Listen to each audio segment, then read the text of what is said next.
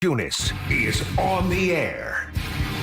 Broadcasting live on the Fanatic app and YouTube channel. Here are your hosts, John Kincade and Andrew Salciunas. 97.5 The Fanatic, Philadelphia. Well, let's get through this one together, everybody. First and foremost, I hope you all had a wonderful Mother's Day. Let's get the nice things out of the way. Happy Mother's Day to all the great moms out there. You're the reason why this world keeps on turning. And quite frankly, I needed my mommy yesterday because sad little Andrew woke up after the Flyers were eliminated from the playoffs, and we all knew what was about to happen later on that afternoon when the Sixers were playing Game 4. Good morning, John Kincade. I'm a sucker, and for those of you who had your moms yesterday, I'm glad you got to do that. I went and visited my mom after Saturday, did the show Saturday morning, went over to St. Peter and Paul, saw my mom's grave. That's nice. Got to visit with Betty. And for those of you who had your moms, I hope you celebrated her well. We celebrated Christina yesterday, but with the daughter in Utah, it was tough. But I would say this. I woke up yesterday, because I'm stupid. Wow. I woke up yesterday thinking they were going to have fight. So stupid me. I woke up yesterday truly convinced they were going to make it the gentleman's sweep, that they were going to show up. How long did it take for you to find out that they weren't going to have any fight How yesterday, about it was Johnny? around? We got back from Fleming's. Shout out to Steve and the group of Flemings, had a nice lunch. We got back from Fleming's. It took around 15 minutes. 43-24 was the score after the first quarter. That was pathetic. The Sixers were outscored by 19 points in the first quarter on home court, trying to avoid being swept by the New York Knicks. By the way, in case you did not watch, God bless you, they did get swept by the New York Knicks. They lost 144 to 114. They got beat by 30 points. So you think the 19-point first quarter deficit was bad? Well, they got outscored by 5 in the second, 15 in the third. And the Sixers outscored the Knicks by 9 because they wanted to give it the old college try at the end there, Johnny. Could have been worse. It could have been worse. I mean, if the Knicks could easily have scored 160, 170 yesterday. The New York Knicks did not have a single starter play 30 minutes yesterday because they didn't have to. This New York Knicks team now gets to go to the Eastern Conference Finals extremely well rested because on the other side of the bracket, the Cavs series with the Pistons, that's now a 2-1 series lead for Detroit, Game 4 today. So that series could go deeper, and the Knicks just get to sit there. And the rest will help them because they're a team that plays max effort. Yeah, all the time. We do not understand what max effort means here in this town. Yeah, we would love that Knicks team. We would love it. Would we not? Yeah, if you put Sixers jerseys on those guys, we would absolutely love that team. Sixers lose, and we had a historic weekend in Philadelphia for all the wrong reasons because it's the first time ever that both the Flyers and Sixers were swept in the same round of their respective playoffs. And it happened in back-to-back days. Flyers lose in overtime Saturday night against the Hurricanes. Now, of course, the way we talk about these two teams, the way we talk about both of them being swept, still completely different conversations because the Flyers weren't really supposed to be there. You were not at all. There was on the Saturday show that I did last week, 2 Saturdays ago, I talked about how before the season, ESPN Stats and Information gave the Flyers a 0.3% chance to reach the second round of the playoffs. 0.3. Yep. They got to the second round of the playoffs. After the Olympic break, they had the 3.8 percentage chance of making the playoffs.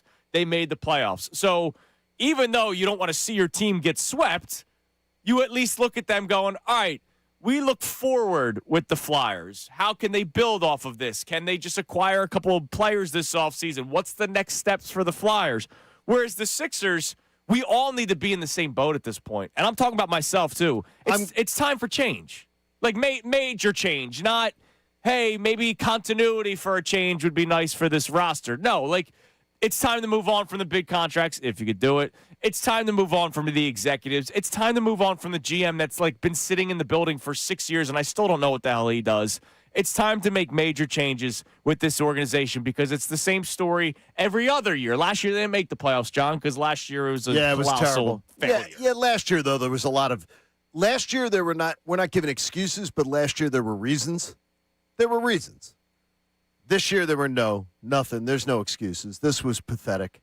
And that's what's so bad is it was absolutely pathetic. It was pathetic. And there's no fight, no energy, no to me there was no professional pride yesterday. And at that point, that's when there has to be a house cleaning. There was no professional pride at all in game 3, game 4, terrible. Yeah. And to me, that's where you just say, you've got the wrong people in the building. And that could be, if you can't get the players to play, if you don't have the players that can't do it, you don't have the coaches that can coach it, you don't have the executives that can get the players here, whatever it is, you don't have a professional pride in that building, and it's bad. Oh, it's horrible. It's bad. And look, we'll get into the conversation about the tickets and the fans and everything. Oh, we will. But there were statements being made, some statements being made yesterday, not just selling tickets, John. There were empty seats. I mean, there was the one, like the big shot where they showed the crowd. They gave away the T-shirts yesterday. There were T-shirts on chairs, man, everywhere. There was a lot of T-shirts. Everywhere. And you know what? My best friend, Jimmy, Connor, you know Jimmy. You played basketball with him. Jimmy don't like that. He went to the game yesterday with his dad and his brother-in-law. His mom was like, I want quiet in Mother's Day. I want Mother's Day to be quiet. I want you guys to go out. Yeah. They went to the game, and I texted him like halfway through, like, I'm sorry that you're there. And he goes, I'm sorry that I'm here too. For those of you who did go to the game yesterday that are Sixers fans, right? You didn't sell your tickets to a Knicks fan. You went because you wanted to support your team. I'm sorry for you because you wasted 3 hours of your life. You wasted, well, more than that because you're driving there, you're driving back. You wasted a ton of money. That's a waste. That's not like, hey, man, any day at the golf course is a nice day, or any day at the ballpark's a nice day because there's 81 of those at home. Hundreds, thousands of dollars spent yesterday for some people, and that's what you got in return. Yeah, it was a waste. It's horrible. It's a waste. I don't know what annoys you worse, though, is that because if you can afford to spend that money, it might be the waste of the time that's worse. Probably. Yeah. Because there's a disrespect. There's a disrespect to somebody wasting your time. Yeah.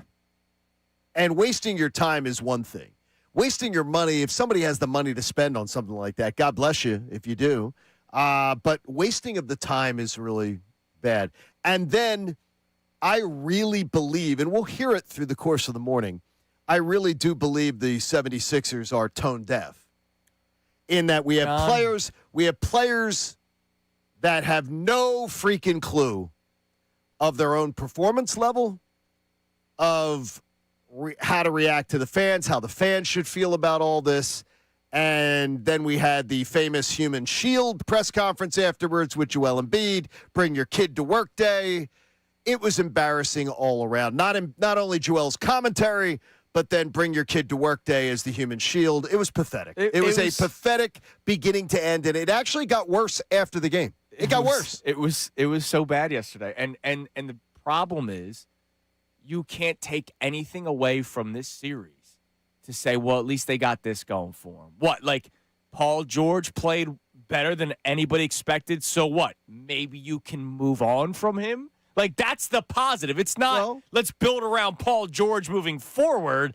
It's, did Paul George play well enough to get moved this offseason? That's a horrible mindset to have, but that's what we got. I do sort of feel that's sort of a good thing, right? Yeah, but, like, that's not what I wanted. Like, I didn't want to go into this series saying, you know what could happen, though, guys? Paul George could get himself traded. Like, I wanted the Sixers to fight, and they showed none. Game 3 was embarrassing. I would take Game 3 over yesterday 1,000 times. Yesterday was torture, dude. We had family together. It was Mother's Day. We're all sitting down together watching the game. The moms don't want to watch, but we got to watch anyway. And this is what we got? This is the second Mother's Day massacre? Like, what are we doing here? This is embarrassing. And there is no hope moving forward. That's the worst part. Like, I'm not trying to pin the two teams together, but at least you have hope moving forward with the Flyers. You have no hope moving forward with this team. None. And is somebody going to tell you they're going to run it back again? I saw Daryl Morey and Elton Brand jumping for joy after they beat Boston. Why? Okay. Because they think their jobs were saved? They should both be out. Okay, now, though, here is one thing. We all jumped for joy after Boston, right? Yes. We all did, and deservingly so. I did. I was excited. I was happy, and I was thinking that this team was showing me that they were different. But that's why after game They one, weren't. we both talked about, hey, by the way, if this series does not go well, that video does not mean that they're saved. Like if they exactly. and we said if they lose in 5, John. And I did. Well, we said if they lose in 5, they got swept. And after game one, both you and I came in here the day after, and we refused to join the beat up the Sixers brigade. No. We were like, after what we witnessed over the weekend, we can understand it. They'll be back in game 2. And honestly, game 2, I was inspired. Like, I actually was inspired by the effort they put out without Embiid. Yep. I was inspired. I thought, okay, this team's going to show me some fight. They're showing me fight. They're showing me effort. Okay. And then I got that yesterday. That was a disgrace. That was a disrespectful, absolutely disrespectful performance. And honestly, I should have come to expect it. And it's my mistake. It's my stupidity. It's my dopiness that I expected different. Dude, yesterday they had a effort, all right? And I'll use the E word. Are you going to use effort? They had an effort yesterday? Because I didn't see any. Their effort was disrespectful. All right, let's get this over with. That's the way it looked. They were all ready to whatever. They were down 19 after 1. Paul George was already in California. Yeah. Paul George was already back on the West Coast. Joel Embiid was already planning to bring your kid to work day for his press conference. He was 8 of 8 from the field, man. Yeah, he's going to bring, and tell us how everything was, good. And next year is going to be different. I'm so tired of hearing about next year. I'm so tired of hearing, too, from Joel or whoever about how next year is going to be different. Next year never comes. Next year never comes with the Sixers. It'll be here. No, but it never comes. The promises are lies. The promises are lies. It never comes. Well, you mentioned Embiid. There was a lot of tone-deaf stuff from a lot of the players of the Sixers yesterday, and I get it. You're asked questions, so you feel the need to answer them. But every once in a while, you would think the player would say, forget all that. We disappointed our fans today. We're sorry for that. But you think they would? We did not get that. Here's Joel Embiid. He was basically asked if this was a successful season. Yeah, I mean, I said it, and I'm going to say it again. I know we lost, and I know that's not the right mentality to have. But, for me, this was a success. I came into this year not knowing where I was going to be, how long I was going to play, if I was even going to play based on how the knee was the last few years. And, I came in just, hoping for the best, and I feel like we're in a position where we figured out the knee. Hasn't been an issue. I can't. He sees it as a success. It sums it up. He's tone deaf. Yeah, he is completely tone deaf. Now, personal and there's no success. You want to say personal success health-wise? You sure, you still missed a lot of time. He missed a ton of time, and he took a bunch of days off. The knee wasn't fixed. He took a bunch of days off when he was healthy and should have been able to play. What are you talking about? When people bought tickets to show up to see you play and you took off. Stop. So just stop. So Joel Embiid, who I love, is saying that the season was a success because of his knee. Yeah. He played 38 regular season games. It's unbelievable. 38. He played 30. Well, no, the appendix misses some of those. Sure. Now, how much was that? 6? It was toward the end. Was it 6? So let's say he would have played in the 40s. So he played in the 40s. And he sees that 50% of the he season. sees it as a success. He's tone deaf. He doesn't get it. He's a grown man that doesn't get it. He doesn't understand. He thinks we should be applauding it. He thinks you should be applauding it. He thinks we should be giving him a golf clap. He doesn't get it. He has not played at least 40 games since the 2022-23 season, and we're talking about how it was a success because his knee. Look, I'm glad that the knee's still. I'm glad good. too. That's I'm great. glad that he could play. I'm glad that he could play 40 if he thinks that's a success. Glad. That's great. It's not a success. Well, It's not a success. When you show up for work, if you showed up to do this show 6 months out of the year, Andrew, it's not a successful year for you. no. That'd be a success for me. I'll take a couple days. Yeah. Here's Embiid some more because he basically let it.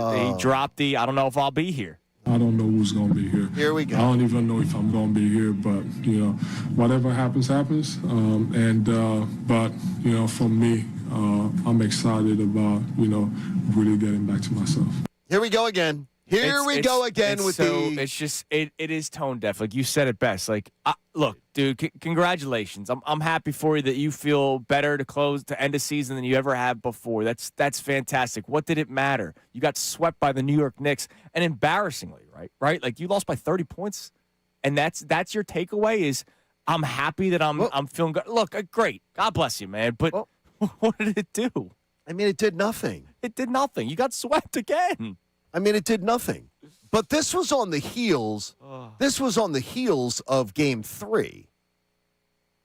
And Game 3, Maxey did the same crap. Yeah.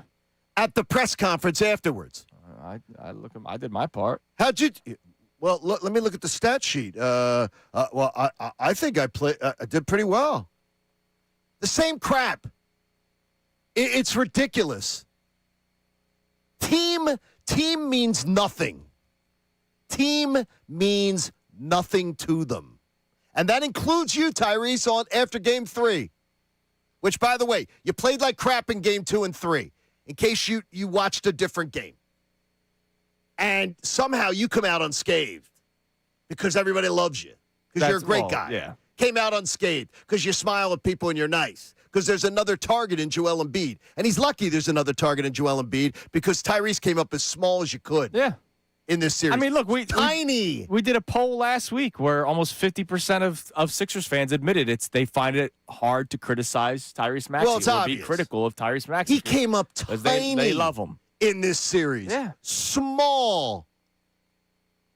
Almost anonymous. Almost anonymous. By the way, as they pointed out on 2 of the pregame shows, if someone is going to tell you that, well, he has that thing going on in his hand, you want to shoot closer to the basket if you have anything going on with your hand. Okay. The further you're away from the basket, if you have anything going on with your hand or a finger or anything with your hand, a shooter is being hampered by it the further away from the basket that they shoot. No attacking the basket at all. I'm just going to stay. Just be. And remember in Game 2 when everybody was in foul trouble for New York and they just started chucking up threes. Oh my gosh! Like not impactful at all. No, it was bad. I can't believe I truly believed Tyrese Maxey was going to be an assassin. He assassinated their chances to win in this series. He was terrible in this series with a capital T. Yeah. He was worse than Joel Embiid by a mile. But he gave it his all and he smiles, and that's what people are happy about. That's his all? He doesn't drive the damn lane. That's his all? Standing out behind the three-point line and taking the safest shots possible? That's his all? Well, that's a bad all then. That's a really bad all. Well, today's a day where we react with all of you. So let's go all to the phones already, Johnny, because unfortunately Donna from PA was there yesterday. Hello, Donna. Hello. Hi, Donna. How are you? We've been better. I hope you had a nice day yesterday as much as possible. Well, we were already going to leave the game by beginning of the third to go to dinner because we had a reservation. But let me just start by saying this. Partial ticket holder. I have a half season. This year was my first time since Iverson left. I decided, my daughter talked me into let's do at least a half a season. So I did it. I enjoyed the games. I renewed already for next year because I had hope. The way I see it, and people are going to talk about me, Joel Embiid, let's start with him. I think he's coming back, and I'm okay with it for the moment because I want to see what we're going to get for him because that he only played 20 games. When he plays, he plays. Like, what are we going to get for him? We can't. I know everybody wants to get rid of him, but For what? What are we going to get? I don't want to get rid of him. Well, the big thing, Donna, would be to get off of the contract and then try to find another max contract player because you would obviously have to make the money. What are you going to win with him? Donna, what do you win with him? You can't win with him. We know that already. You've seen it. I know that, but what are we going to get for him? So try again. Try again. Somebody that might be available. I mean, that's the thing, Donna. Like we talked about this after Game 2. Even if the Sixers came back to force a Game 6 or a Game 7 but lost, you would still point to the first game where Embiid clearly wasn't healthy enough to play, and then Game 2 they don't even play him, and it's the same old at this point, which is horrible. I guess I probably would feel better because I was all in for Tyrese and VJ being there. But neither one of them showed up this series. No. I'm very disappointed. And I'm a Maxey. We call him Tyrese and my daughters. I'm a Maxey fan. He did not show. I'm very disappointed. And I'm very disappointed as a partial season thing that nobody took the blame. That's what bothered me yesterday. No, you're right. I mean, they were finding other things. They were finding other things to talk about. Donna, happy Donna. Mother's Day. Happy Sorry Mother's that Day. was part of your day yesterday. I love that Donna said that. Yeah. Sit there and take the blame. No, all it deflection. It was deflecting to, well, at least my knee's feeling good. Oh, my gosh. So disappointed. God, it's just horrible. What like a the game terrible itself sucked. And then you hear them talk afterward, and you're going, this is how you're going to apologize? Like, just be quiet. Jeez. You're going to complain more about the fans than your own play? Oh, man. Because that's coming up later on. Yeah, it's great. All right. More of your reaction. It's going to be a day where text line, call line, memo line, whatever the hell you want to do, be a part of it. 610-632-0975. That and some of horrific stats because they need to be embarrassed today. Sorry. The Sixers need to be freaking embarrassed today. They're not. Because they clearly weren't after the game. So now it's our job to kind of make them feel a certain type of way, Johnny. It's Kincade and Salciunas, 97.5 The Fanatic. When you've been in business for 4 decades, you are doing something right. When you help people specializing in retirement and financial planning, you absolutely are doing something right because that means people trust you. That means people trust you with money. That means people trust you with your advice.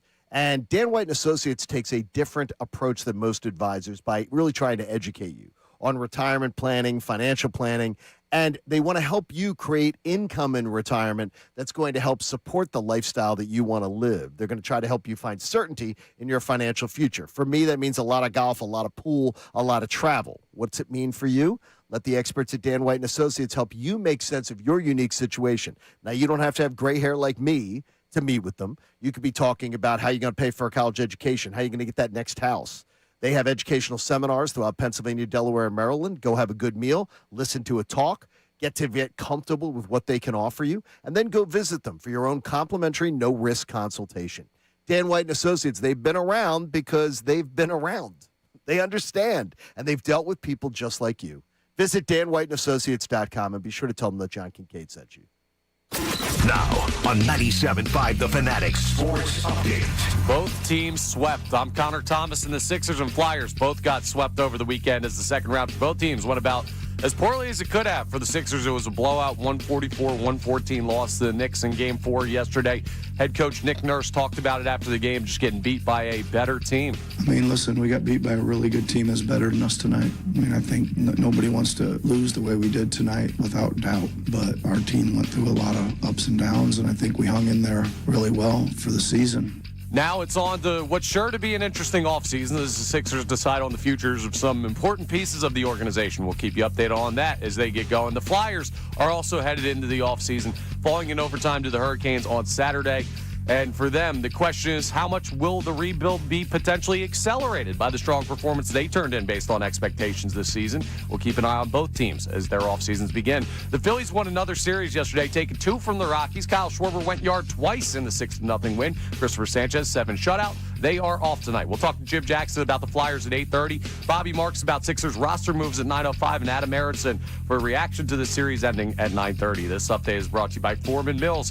2201 Cotman Ave is coming. Grand opening Thursday, May 14th. First 100 adults in line get a free gift card. I'm Connor Thomas for the home of the Sixers, Flyers, and Union. 97.5 The Fanatic and The Fanatic.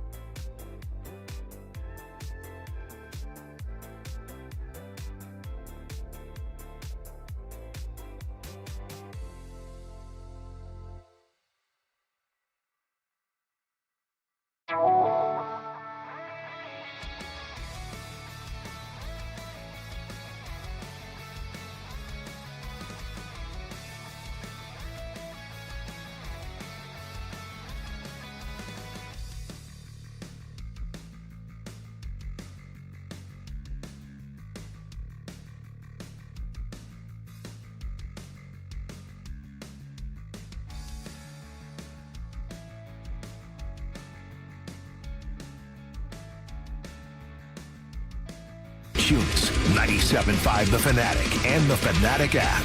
This hour of Kincade Salciunas is presented by Bradford White Water Heaters. Bradford White, they're here for the pro. If you thought it was bad, well, just how bad, I'll tell you, Johnny. Again, thanks to Ruben Frank, NBC Sports Philadelphia. He's been doing his 10 observations for the Sixers like he does for the Eagles. Yeah. Most points allowed in 56 years. The Knicks' 144 points are the second most the Sixers have allowed in a playoff game, and the most in 56 years. That was when they gave up 156 points to Kareem Lou Alcindor and the Bucks at the Spectrum, March 30th, 1970.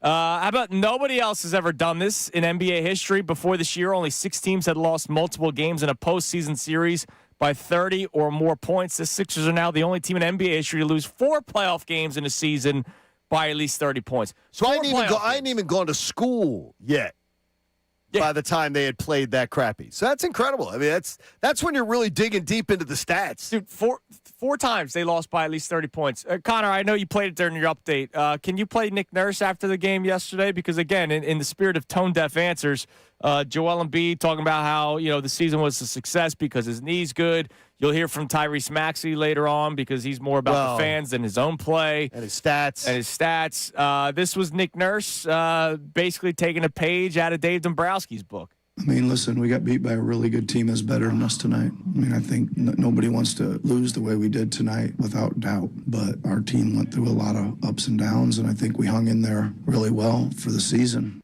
Here's the problem, Mr. Nurse. Oh, my gosh, that's incredible. It's not just yesterday or, tonight, as you were saying it yesterday.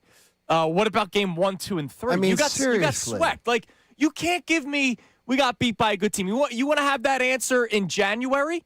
A one game against the Knicks, and you're off the next day, and then you're playing the Pistons. Fine. It was a bad night. Yeah, we had a bad night. You got swept, dude. Like, you can't give me that answer after getting swept. Your season ended yesterday, and you're talking about how we got through all the ups and downs this year. It's been more downs than ups with this organization. It's been that way for a long freaking time, man. You know what? It sounds really interesting is that, and it shouldn't be. I'm more appalled by Embiid doing it because he's been here. Yes. But for Nick Nurse, for Tyrese Maxey and them, I guess I take it as they haven't lived it.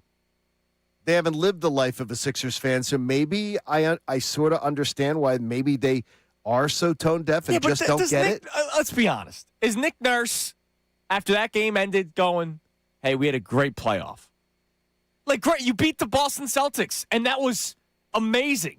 You came back down 3-1. It was incredible. We celebrated it. But you then get swept the very next round, and it's the second round. This wasn't the Eastern Conference Finals to get to the NBA Finals. It would still suck, but at least you did something for the first time in 25 years. This was round 2 again. It's why Monday morning after Game 1, when they got destroyed, or Tuesday morning after they got destroyed by the Knicks in Game 1, you and I came on the show and said, hey, by the way, that Celtics series was a lot of fun, but that should not be enough to save jobs, change how you feel about Embiid, legacy, all that kind of stuff. Remember all that crap that we heard, legacy defining, all this stuff? They got swept in the second round. The very next round, they got swept. And when you hear them speak about their accomplishments, it's clear that they're going to take the tact of, Dave Dombrowski has gotten killed in this town for it, and they deserve the same treatment because they're somehow pleased with what they did this year. They're pleased. Yeah, we got a good club. You would think that beating the Boston Celtics was their championship. Got a good club. And great. Look we what we celebrated did. it. Look what we did. You come back and you get swept the next round. round. It's so bad. Let's go to Dante. He wants to talk about the Sixers. What's up, Dante? What's up, Dante? Good morning, fellas. How are you? We've been better. We're here. Yeah, we all been better. I'm just upset with the Sixers right now, but I just wish that we would get off of trading Embiid.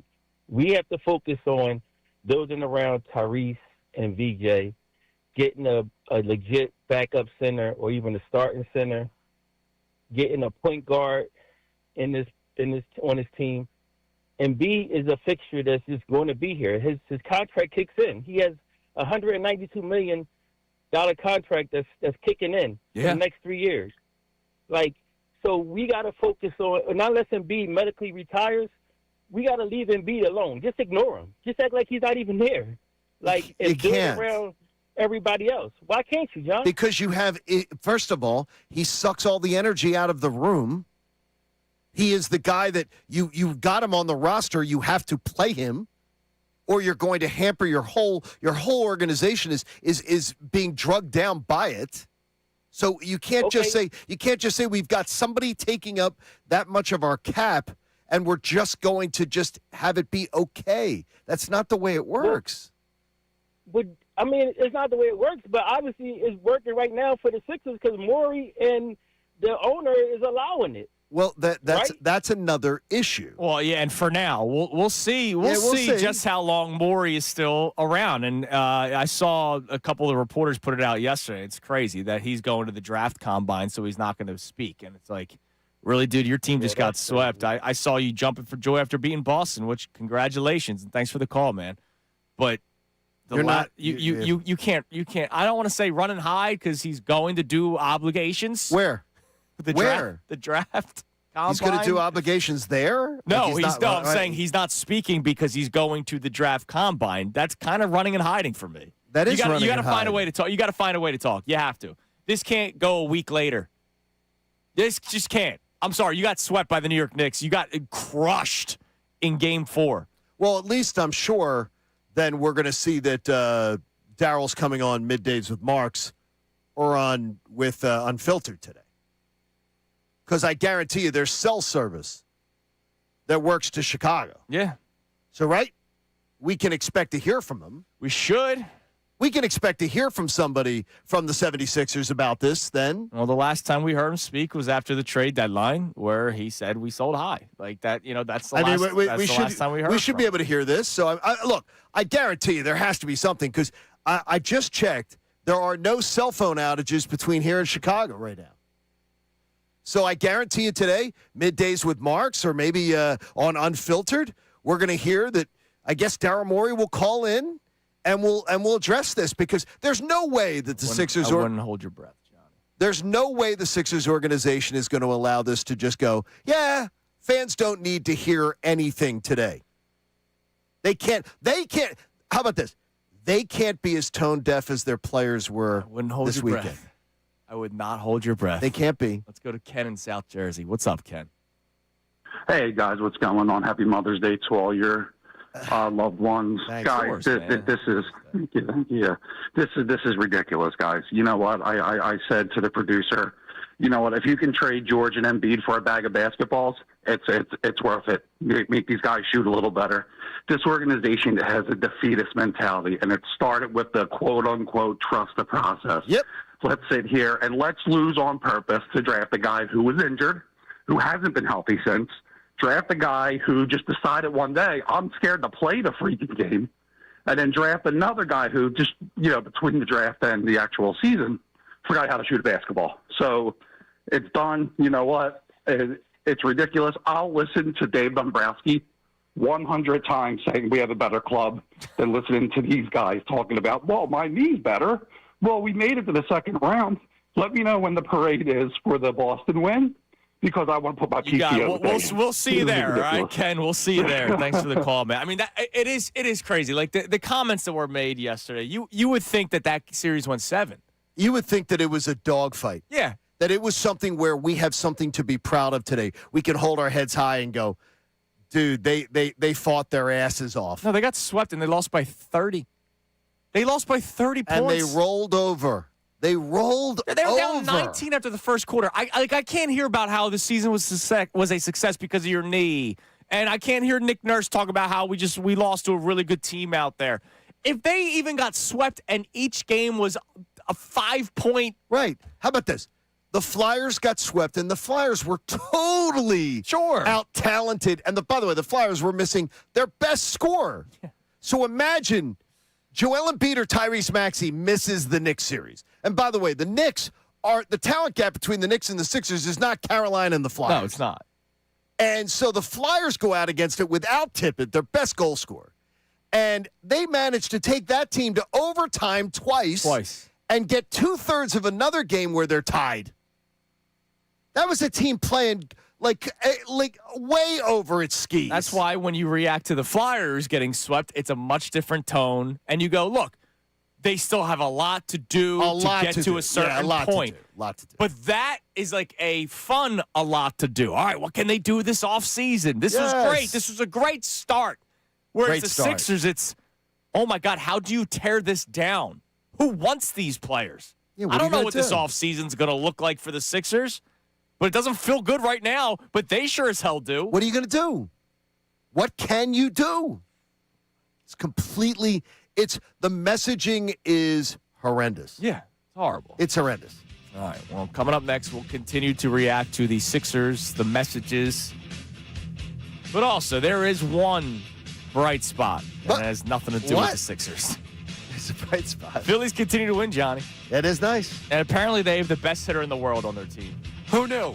Dude, somebody LOL'd me on social media, found an old tweet of mine, and I don't think that person can be serious because I don't think anybody expected what we're seeing right now. It's Kincade and Salciunas, 97.5, The Fanatic.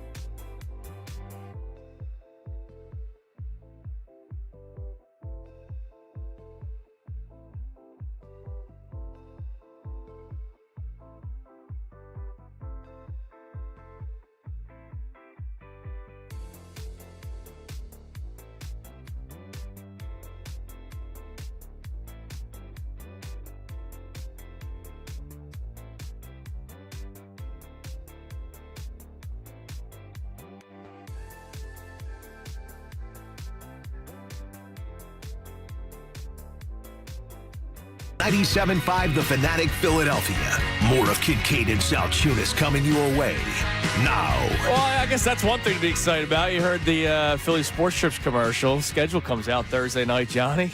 On to the next one. I love schedule nights. That'll be fun. And I love W's and L's the next day.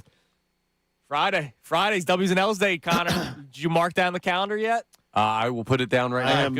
Good. I just want to make sure that we're all prepared. I'm playing Ron Jaworski's Downingtown on Thursday afternoon, and I understand there's a lot of pollen on the course. Oh, okay. I'm hoping Wait, that you're going to skip work because of allergies? No, I'm hoping that it doesn't. Well, I'm hoping it doesn't cause me any kind of allergic reaction. I fight through my allergies. I'll be in Boston, Johnny, so you cannot. You got to carry the weight on the Connor, by the way, Connor, you cannot wear any Sixers gear in Boston. Yeah, no, trust me, I didn't even think about it anymore. Okay. Yeah, that conversation's done. I'm glad to hear that. Last week, we talked about in the air, Connor is going to Boston with family to go see the Phillies take on the Sox. And he was going to wear a Sixers jersey at one of the games. And we said, I was for it. I was against it. If the series was still going on. They got swept. They lost in 4 freaking games, man. No, in your face. Yeah, no, you can't do that. Not even considering. Good. Because Boston fans could literally say, all right, you played 4 more games than us, and you got embarrassing swept. All right, Phil's took 2 of 3. At least we had that going for us. Luzardo, not great. Again. But Nola, another decent outing. Yeah, decent outing from Nola. There's the good news. You're going to take that. Sanchez was really, really good yesterday. But enough is enough. I mean, we got to talk about it, Johnny. We have Mickey Mantle playing outfield for the Phillies right now. Brandon Marsh. We do. He's awesome. Goes 4 for 4 yesterday, raising his batting average to .353 on the season, which is best among qualified hitters in Major League Baseball. Some guy found a tweet of mine from April 12th of 2025 where I wrote, what does Marsh have on the Phillies organization to still be in the starting lineup? 0 for his last 21, hitting 125 on the season.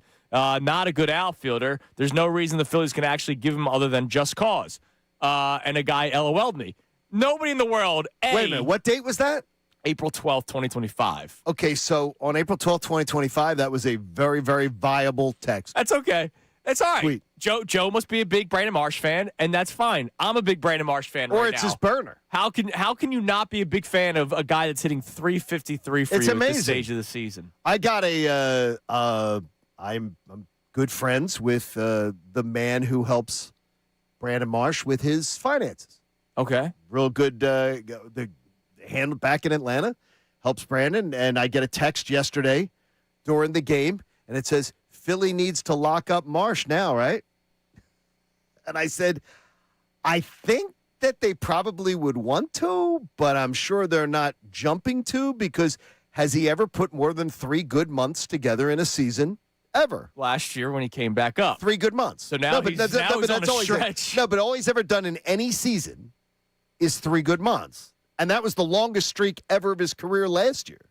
Is 3 good months. That's all he's ever done. So I don't know. I guess they're going to want to see more. Yeah, we'll see. I mean, I'm not even thinking about that right now. I'm just amazed that this is happening. Yeah. I mean, 353 after going 4 for 4 yesterday. He started this month batting 304. So he's actually raised his batting average almost 50 points, and it's May 11th. It's unbelievable. And the Phillies are winning baseball games. Maybe Don Mattingly taught him how to hit. Who knows? Maybe Kevin Long worked with Brandon Marsh closely. Maybe 2 weeks from now, when we wake up 2 weeks from now, when it's Memorial Day, and we check the standings, this team will see where they are, and we'll go, okay, it's not as bad as we thought it could be. And hopefully they'll have got themselves righted out. The schedule's a little rugged, but they'll be okay, hopefully. Yeah, it's why they needed to make the change when they made the change. And they did. They looked. What do you know? Making changes could be a good thing. I kept hearing, well, what's getting rid of Rob Thompson going to do? Actually cause them to just wake up and appear to have some energy to them? And I do find it interesting, though. I do find it very, very interesting that Don Mattingly can communicate with players one-on-one during a game. I do find it interesting because I thought that was outlawed by a manager. I didn't think you could actually do things during a game. Like talk to a guy when the at-bat's over. counsel a guy on an at-bat. That's interesting. I thought you just had to stare through the mesh. Couldn't get JT to bunt, though. No, can't do that because some players just can't do things. It's so amazing. JT is Donnie proof. Can't do anything or just can't do it. Can't do it. Some guys just can't do it. It's amazing. But thank God we got JT locked down. Damn right, man. 3 years. Yeah, thank God. If you can't pay Brandon Marsh, that's why. Yeah, that's All great. right, what do we have as the poll of the day brought to us by Dr. Avedon Appel? Johnny doesn't really need him right now because he's got Magic Mattingly.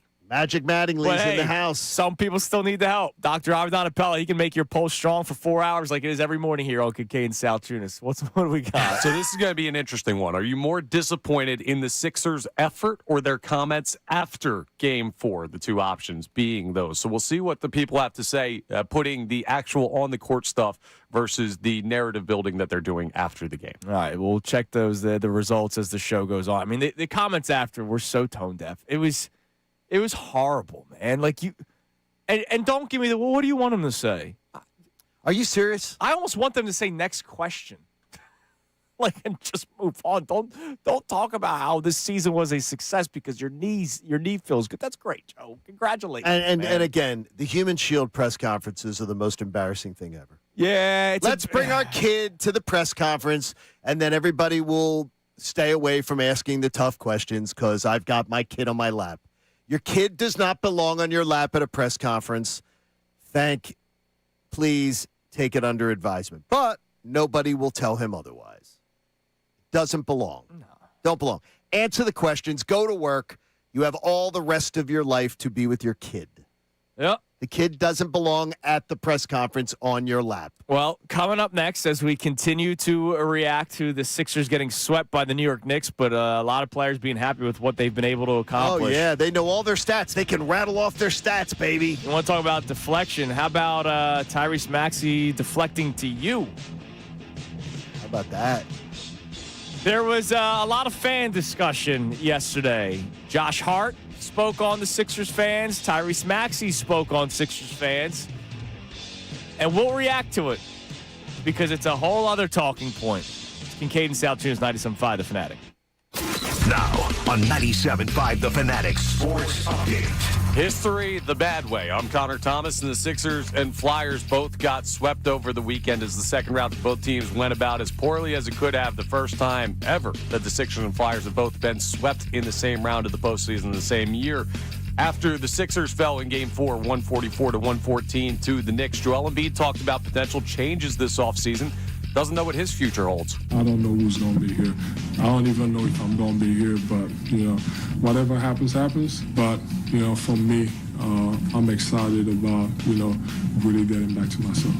Now it's on to what's sure to be an interesting offseason for them as the Sixers decide on the futures of some important pieces of the organization. The Flyers, after losing in overtime to the Hurricanes, were swept as well. But the question is more so, how much will the rebuild be accelerated by them overachieving this year? Different offseasons, but we'll keep you updated on both of them as they get going. The Phillies won another series yesterday, taking 2 from the Rockies. Kyle Schwarber went yard twice in the 6-0 win. Christopher Sanchez, 7 shutout innings on the mound. They now have a day off before they ship up to Boston for a series with the Red Sox. Jim Jackson will join us at 8:30 to talk about the Flyers' end of the season. Bobby Marks joins us at 9:05 for some Sixers contract talk, and Adam Aronson reacts to the Sixers-Knicks series with us at 9:30. I'm Connor Thomas for the home of the Sixers, Flyers, and Union, 97.5 The Fanatic and the Fanatic app.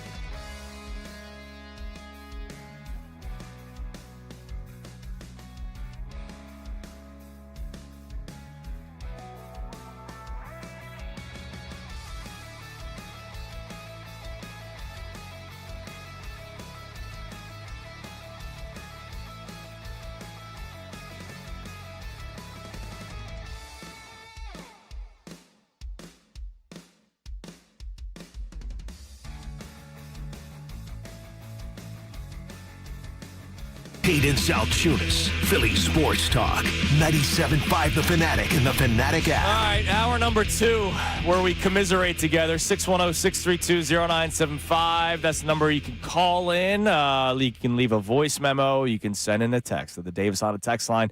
Feel the Davis difference. Check them out in Burlington. A lot of great calls to start the show early on. We got early callers, which is it's a nice change of pace. It's just a shame that we're doing it because the Sixers just got swept by the New York Knicks. Flyers get swept, but it's two totally different conversations. One team, you're saying, all right, this is the beginning.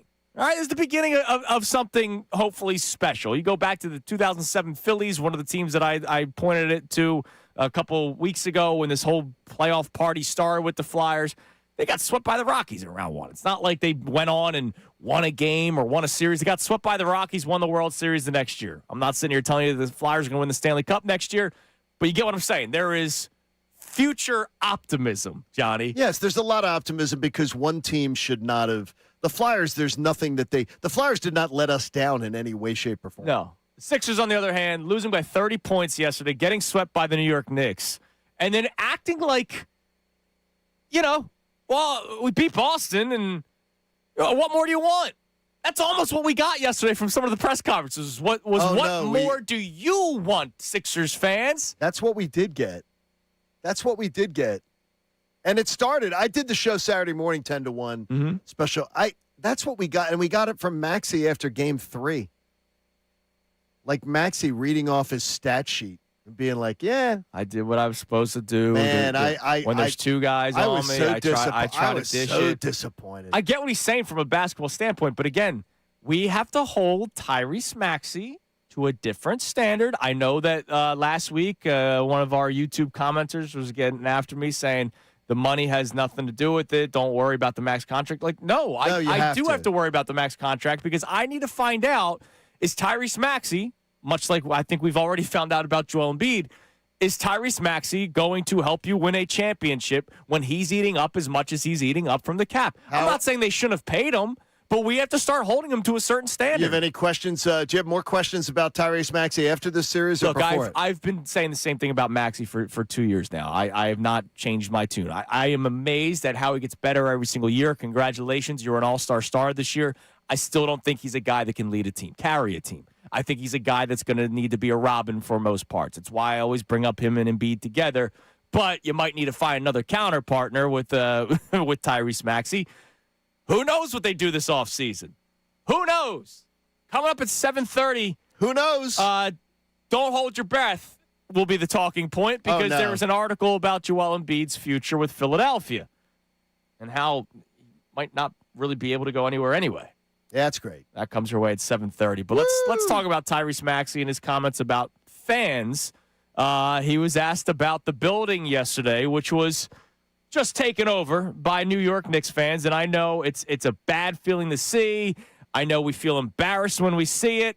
But we can talk about it. I don't really need to hear Maxey say this. It sucks, bro. It just sucks, man. Yeah, it just sucks. That's really all I can say about it, man. It's hard. It's definitely difficult. You know what I'm saying? And it's only one way to put a stop to it, and it's we have to go out there and win these games. Like, just being completely honest, we were better when we played them in the Garden this entire season. Like, I know we lost game 2 and 1, but like game 2 was better. Regular season was better. Here we was, I was telling them it felt louder here for them than it did in the Garden. And it's like, but we got to put a stop to it as a team. Like, winning these games, that's what's going to make, our fans like louder than theirs or whatever. I don't know how to keep them out. I don't know the logistics of it, but it does suck. I can't even lie. It definitely does suck. Tyrese, your answer should have been the one thing that you said that I agree with. You got to put a stop to it by winning these games. Bottom line, and that's it. And then zip it. That's it. You don't have to do the it sucks. You don't have to do the we play better in New York. It's louder here than it is in New York. You don't need to give all that stuff. Zip it. The reason why people are selling their tickets is because they have seen this story end the same way year in and year out. And I'm not saying that – I'm not excusing Sixers fans. All right, wait. I'm not doing that. That's not the reason they're selling their tickets. They're ticket brokers. I'm sure there are some people, I would imagine, going into Game 4 yesterday. All right, because it was louder in Game 4 than it was Game 3. If you're saying Game 4, I will give you that. Yeah, I'm sure there were people that were saying, you know what? What happened Game 3? I'm not going to this game because I know how this is going to go. And it's not even, I might as well make my money back. It's, it's Mother's Day. I don't want to go. All to right, this. what happened Game 3? Well, that was also as expected. You can't use it for Game 3. Game 3, you're coming home. You had beaten Boston in a 7-game series. Game 2, you played your asses off. And it was a great game. You played to the very end. There's no and then Game 3 was a total domination by Knicks fans. So there's no excuse of, same old, same old. That's ridiculous. Game 3, they sold their ticket. Yeah, it was worse yesterday, though. Yesterday was worse. Yesterday, that's where I would say to you, I could totally understand the disgust of somebody yesterday after what they saw Friday night. Right. And also, a Sixers fan going, do I want to be surrounded by that if things go poorly? Oh, on Mother's Day. And exactly. Like your team's one loss away from being swept. Correct. And I get losing that. to the Knicks I totally again. get that, right. And so when I hear Tyrese Maxey talk about the fans, I'm like, dude, you had the answer. In that clip, he had the right answer. We need to find a way to put a stop to it by winning these games. That should have been the answer, period. Stop talking after that. Excuses, and more importantly, I'll tell you this much. This series, I didn't know what I was watching because I really thought Tyrese let them down. He was the biggest disappointment of this series, by far, period, end of story. He let them down this series. It was awful. I think he is who he is, which is still very talented. All right, I don't need anybody changing my words up on me here. But he's not the guy. But he can't compete against the Knicks? He just isn't. His game doesn't compete against the Knicks? He can't drive the lane against the Knicks? Really? You can't? You can't take it to the hoop? You can't be ultra aggressive against the Knicks? Why? I don't know why you're saying the Knicks. They are a really good team. They are a good team. But they're one of the best defensive teams in basketball. Okay. So what does that mean about you not taking it to the rack? I mean, he's getting high doubled. I'm not excusing him. I'm just saying when you're saying the Knicks, it sounds like you're saying that's a team he should be able to. I said the Knicks. I thought the Knicks are better than the Celtics. I didn't believe that the Celtics, just because they had a better record. I thought the Knicks were a better team than the Celtics, and I thought there would be a harder out for the Sixers than the thing. And I didn't pick the Sixers to beat the Knicks. Yeah, I don't care about the matchup. It's the moment. Yeah, but the whole series. Why he didn't do anything in his game, Connor. No, to show I'm here for the fight. I'm here to take the game to the Knicks. Right. He took the path of least resistance for 4 freaking games. Yeah. I'm just saying I don't care about the opponent. I don't care about the matchup. I don't care who it is wearing the other jerseys or what players they have. If you're a max contract player, all-star starter, it is your job. You are the guy or one of the 2 guys, and you cannot be silent or quiet in a series. But he didn't do that against Boston. Let's be honest. He looked like a role player in this He didn't play that way against Boston, though. I know. So why did he play that way against the Knicks? I don't know. Is there a fear? Was it No. It's not fair. Then what is it? Listen, the moment was too. Here's the other issue with Maxey's game. The moment. What did you just? I think the moment was too big for him there. For all 4 games. Yeah, that's bad. And that's bad. Hey, we've seen him have great playoff series before, great moments. He was good against the Knicks 2 years ago. He's a better player now. I think the tough thing with Tyrese is people have learned that the one way you can take him out of the game is he doesn't have the physical presence of some of the bigger guards. And when you have a small backcourt and you don't have the wings that can play at the pace that Maxey and VJ want to play at, they're getting hung out to dry a lot physically, and he just can't take over a game because of stature, because of size. Yeah, and that's why I've always said that if you moved on from Embiid and you wanted it just to be the Maxey show, you're not going to win squat. However, if you move on from Embiid and build the correct team around Tyrese Maxey, maybe. But there are people that believe that Tyrese Maxey can be like the focal point of a team that's going to win something, and he's not. I'm sorry. I'm going to fight you on that one. I will continue. He's 25, right? What's the age we always talk about, 27? Sure. We got 2 more years for him to develop. Yeah, but we're talking about superstars at age 27. We're talking about an all-star starter in Tyrese Maxey. I know he had a bad series. I don't think it's fair to say he can't be the guy. But I think there's work that needs to be done, and he needs the team around him, but who doesn't? Well, the thing is, though, is that the guys who need the team around them, their performance is usually like what people walk away saying, man, they gave everything they had. They just had nobody else to help them. You can't say that at all about Tyrese Maxey after this series. I've seen him didn't leave it. He did not leave it all on the court. I've seen him take over games. I've seen him take over quarters. Have you seen him take over series after series? No. Like Jalen Brunson, right? The team that just swept your ass. Like Jalen Brunson will take over multiple series for the New York Knicks. He will. Tyrese Halliburton last year, we saw him take over series after series after series. I've yet to see Tyrese Maxey take over. Now, somebody might say, I'm sure there's a fan in their car right now going, well, he's never had the chance to because it's always gone through Embiid. Okay, there might be a time 1 year from today where we will see if Tyrese Maxey can do it by himself. I don't know what the future of Joel Embiid is. I don't know. But we've seen the same story play out. He came up tiny in this series and it's 1-4. It's 1-4. You got to go. You got to take it to the rack. He got to there were multiple games where he didn't get to the foul line through 3 quarters. How can that be? I agree with you fully. Because you don't want to, Connor. You don't want to go to the hole. I just told you. I agree with you fully on your evaluation of this series. What I would say is I don't want this to be an indictment on what Tyrese Maxey can be in his career. I think that's too far, and I think that's an emotional reaction. We had a caller, Dante, who I think puts it perfectly. They need a point guard. They do not have a point guard. They do, absolutely. It's why, and look, I know this is a whole different talking point. It's why I didn't want to move on from James Harden. It wasn't because James Harden and his lure, the beard, top 75 player all time. He's a point guard, whereas Tyrese Maxey's not. I don't believe VJ Edgecombe is right now. Maybe they develop him into being one. It's why you've seen over the years Doc Rivers throw 50 different people. Furkan Korkmaz, Isaiah Joe. They don't have a true point guard. And here's the sad thing. We've known this. It's like the Phillies in the right-handed power bat, right? It's not this isn't some mystery. Right. So they bring back Kyle Lowry and Eric Gordon. Think about that for a second. That was the offseason. It was, let's draft VJ Edgecombe. We can have all the debates of who they should pick third overall.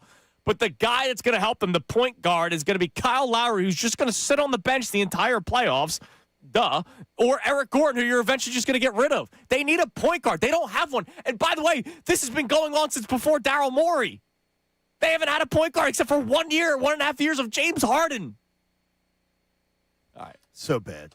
Let's go to Terrell in Philly. What's up, Terrell? Hey, how you guys doing this What's morning? up, T? How are you, man? I'm awful right now. Right now, I'm turning on the TV and I'm seeing they're crucifying us right now. They're talking about how we're losing to the Mets and like we're just losing to New York now. All of a sudden, like we got a problem with New York. They're talking about how even the Jets beat us. Like, come on now. I'm sitting there like we got to. I don't care if it's week 17. We're going to take over that Giants stadium. Hell yeah! And we're going.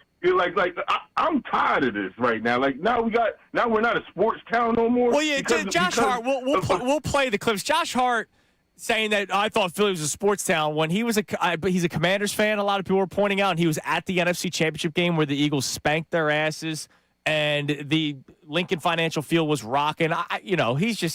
He's one of these guys that feels tough right now because they just swept the Sixers, and you know what? Can't really blame them. They embarrassed the Sixers. I can't blame them. Now there's a narrative that we can't beat New York. It's the Mets now. Like, come on now. It's silly. Talking about the Giants beat us last year. Like, come on now. I'm getting tired. I'm sick of that narrative already. Like, I know it just started, but now we're a trash fan base. We're not even a sports town no more.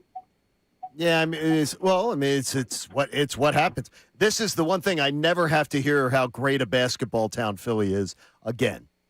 This is going to take years. I agree with you, John. This is going to take years to dig out of. But the thing is, though, it's been a false narrative for a long time.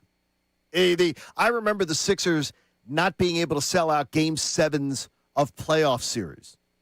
I remember one against Milwaukee not being sold out. I remember, like, the Sixers. The Sixers have never been what the other 3 teams in the town, the big 3, have been as far as loyalty of fan base. They've never been. Thanks for the call, T. Sorry about that. They've never been. And it is a fake narrative. They've had moments, but they've never had that loyalty. And right now they got nothing. They got to rebuild. They got to rebuild a fan base here. Well, yeah, because it's same old, same old. Like, and I know this year was different in terms of like appendectomy. Like, I get it. That was different. And I credit Embiid for going out there 17 days after the procedure. But then what was game 1 and game 2? It wasn't the appendectomy. Game 1 and game 2 was an ankle and a hip. And you're going, oh, yeah, that's right. He gets hurt. And it's always something. And I'll say it again. If they came back and made this a 6 or 7 game series and lost, I would still have said you needed to change something, because the reason why you had to play those many games is because game 1 he was too hurt to really do anything. Game 2 he didn't play. It's the same old. Like, we are accustomed to this at this point, and yet it still hurts at the end of every year because you think that they will at least put forth an effort that you're proud of. They lost by 30 points yesterday. They were down by 19 after the first quarter. I said it earlier, Johnny. I'll say it again. They look like a team that said, let's get this over with. Yeah, let's get out. Paul George was already back west. I would have been shocked if he was on a red eye last night. And he's one of the least of the problems from the playoffs. He was spectacular, but you're right.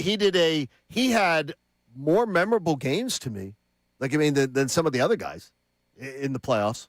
Yeah, but ultimately it's for what? Checked out. Yes, exactly. Ultimately it's for what, right? Like, he's more expensive than Nicholas Batum. Like, we remember the Batum game, right? Like, what am I going to say? Wow, Paul George had a great couple of games for us to hope that he gets traded. Think about that. That's one of the takeaways from this postseason run for the Sixers is, did Paul George play well enough to get traded? That's nuts. But that's where we're at. Bottom line being that there's a lot of chatter. Let's put it this way. There's a lot of chatter that, the Sixers fans, and I just say our buddy Mike Gill, Mike was saying, well, the Sixers fans made a statement by selling their tickets. No, they didn't. They were ticket brokers. The fans weren't. Everybody was at a high. Last Monday when we came in, Sixers energy was at a high. I would say it was at a high that we haven't experienced in a long time coming off of Boston.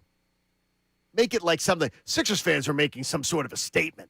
No, they weren't. They were ticket brokers. I'm sure a lot of people yesterday, I totally can commiserate.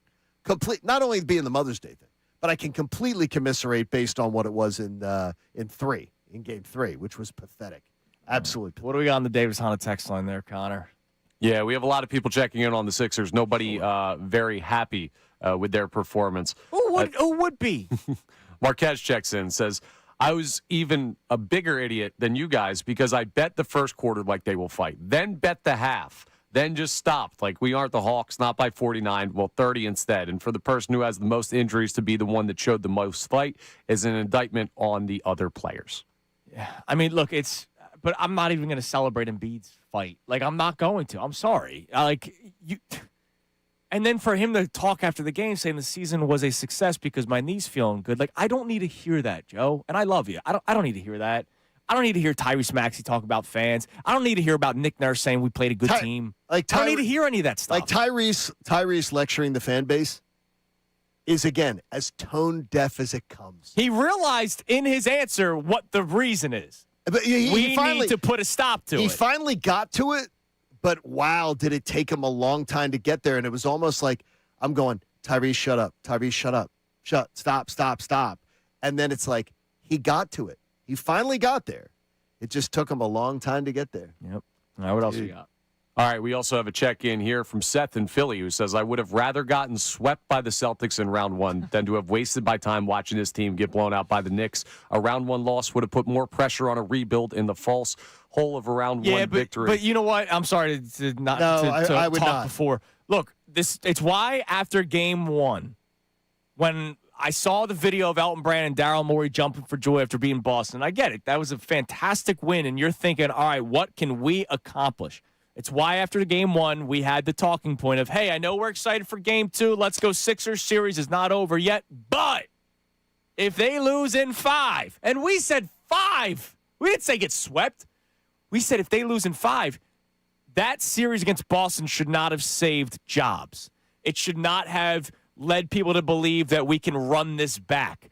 This series was so bad that the Boston series does not matter. I'm sorry. Even for those of you like John and Tasty Cake Dom that have been dealing with the Boston Celtics beating the Sixers for 40-plus years in the playoffs, it does not matter. What do we have off of that? Yay? Yippee? Like, that does nothing for me. Yippee beating Boston does nothing for me. Yeah, it's done now. I mean, that meant so much to me when it happened that Saturday night. Last Monday was an absolute joy coming in here. Sure. Doesn't mean anything now. Means nothing now. No. Zero. It just means that you broke something that was a 40-year streak. But you know what? The next streak continues. You have not gotten out of the second round again. And you did nothing with it. That streak keeps going whether you beat Boston or not. The streak continues. You did nothing with it. That's so bad. It's just so bad. So, now, of course, because the season ended yesterday, we immediately turn our attention to the offseason, what the Sixers should do or can do. Right. And those are two totally different questions because the can is a lot harder. There's an article from Tim Bontemps, who covers the NBA for ESPN, and he was at the games this entire week because he was doing both the Sixers and Knicks coverage. And Johnny, he put out an article on Joel Embiid. About, what he went through this year and the appendectomy and how that changed everything in terms of seeding. He also talked about his future. I'll just say again. Don't hold your breath if you're expecting change. Early, don't hold your breath. Kincade Salciunas, 97.5, The Fanatic. Now on 97.5 The Fanatic Sports Update. The dreaded double broom. I'm Connor Thomas, and the Sixers and Flyers both got swept over the weekend as the second round for both teams went about as poorly as it could have. For the Sixers, it was a blowout 144-114 loss to the Knicks in Game 4 yesterday. Now it's on to what's sure to be an interesting offseason as the Sixers decide on the futures of some important pieces of the organization. Both players and organizational members will keep you updated as they get going on what they could do. The Flyers are also headed into the offseason, falling in overtime to the Hurricanes on Saturday. Dan Vladar talked about the experience of playing in the postseason here in Philadelphia after the game. Well, it's awesome. I'm going to repeat myself. That's another big reason why I wanted to come here to Philly, be a Flyer, because I know how tight this city can be, and I'm so glad that I got to experience it, and obviously I'm hungry for more. And I think everybody with the Flyers is hungry for more of what they gave us this year, an improbable run. And with that, the question for the offseason for them is how accelerated will the rebuild be? We'll keep you updated as they get going, too. The Phillies won another series, taking 2 from the Rockies. Kyle Schwarber went yard 2 times yesterday on Mother's Day. A 6-0 win. Christopher Sanchez 7 shutout. They're off tonight. Jim Jackson joins us coming up at 8:30 to react to the end of the Flyers season. Bobby Marks at 9:05 to talk Sixers contract situations. And Adam Erickson reacts to the Sixers-Knicks series with us at 9:30. I'm Connor Thomas for the home of the Sixers, Flyers, and Union, 97.5 The Fanatic and the Fanatic app.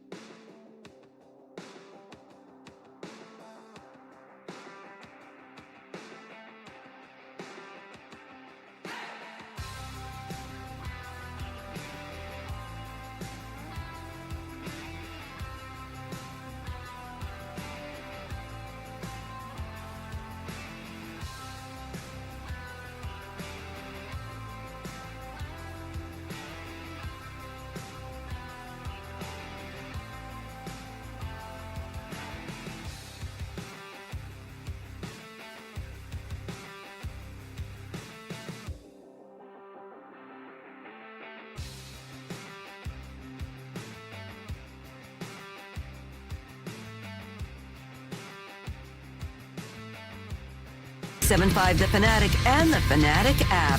7 a.m. hour is brought to you by the BetParks online casino and sportsbook app. Live bet sports on the BetParks app. Play all your favorite casino games. There's always another way to win on the BetParks online casino and sportsbook. Got to be 21 in Pennsylvania, Jersey, or Maryland. Gambling problem? Call 1-800-GAMBLER. I just got a tweet from Ryan, Johnny. I hate to break the news to you. We've seen the best of Maxey, the way he plays. It's like a schoolyard player. I don't see him working on a mid-range game, and he doesn't drive the basket enough in games, and VJ is still learning the game. So is the future all that bright?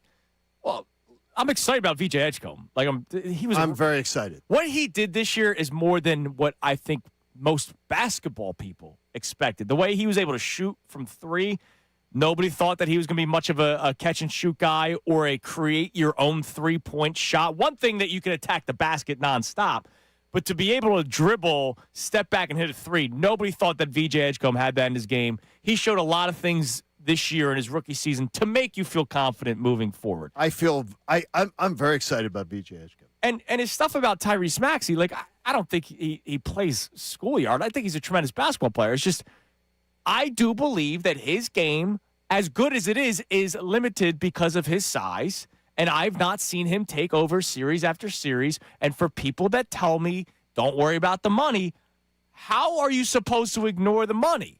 He is a max contract player. You hold him to the same standard that you would hold Bryce Harper, Jalen Hurts, Joel Embiid. Think of the top players, top paid athletes in this city. You hold them to a certain standard because they're supposed to make all the other guys better. And Tyrese Maxey didn't do that this series. No, he was terrible in this series. He was the biggest disappointment of this series. He was a guy this series. No, he looked like I said it. I said it earlier. He played like a role player. Yeah. Got his 15 a game. It was just he was there. He scored 26 in game 2. He played really well in game 2 in the first half because he had 19 of his 26 points in the first half. Sure, you want to tell me he was gassed in the second half? Go for it. He was a guy this series. He really was. And then took the easy way out, which really bothers me. The reciting off his stats after game 3, blaming the fans after game 4. That's really bad. Well, not good. Not good. Now, of course, one big question will be, what do they do next? So I read an article from Tim Bontemps, who does a great job covering the NBA. I love his work. His writing's really good. Okay. But he talked about, the future outlook of the Sixers. And he wrote about, Daryl Morey and how after Game 7 against Boston, you're thinking, wow, what did this guy build? And now you get swept, and it's like, wow, what did this guy build, or what didn't he build? With 6 players under contract for next season, I feel like that's every year. There's only X amount of players under contract for the Sixers. It seems that way, doesn't it? Plus the number 22 pick in this year's draft, Philadelphia sits roughly $14.5 million below the luxury tax line. We know what that means come trade deadline time. Yeah, that's great. He says that's before re-signing 2 of their top 6 players, Kelly Oubre Jr. and Quentin Grimes, who are unrestricted free agents this summer, and presumably inking forward Dominic Barlow to a new longer-term deal, too. Do we need to see those 3 guys? Are we excited about that? That's my, when I first read that, before we get to the Embiid part. Is that getting you anywhere? I like Kelly Oubre. I'm not saying this offseason, got to re-sign Kelly Oubre. I feel like we're doing Phillies talk all of a sudden. If Kelly Oubre was not back here next year, is anybody devastated? Did Kelly Oubre have a better series than Tyrese Maxey? Yes. Yeah, but he's not a better player. No, I got you. Right. Yeah, but he had a bet. Well, the lights weren't too bright for him. I like. No, they weren't. I like Kelly Oubre, but they weren't. Right, but are we really comparing Tyrese Maxey and Kelly Oubre right now? No, what I'm saying to you is that I don't think it changed as much about that. But when you have your excellent max contract player is your biggest disappointment player of a series, that's a huge, huge problem. Yeah, but that's a different conversation than what we're on right now. Yeah, all I'm saying is I don't need to see Kelly Oubre. I'm not saying if they re-sign him, it's a mistake. I'm not sitting here going, all right, big. They got to get one check mark off. They got to check one box off. Get Kelly Oubre back. Quentin Grimes, I don't need to see him play for the Sixers anymore. I really don't.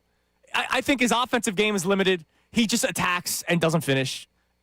His defense was good, but remember, Quentin Grimes is the reason why you trade Jared McCain. But he attacks. Quentin Grimes, they wanted to lock up some long-term contract. He wanted to get paid this past offseason.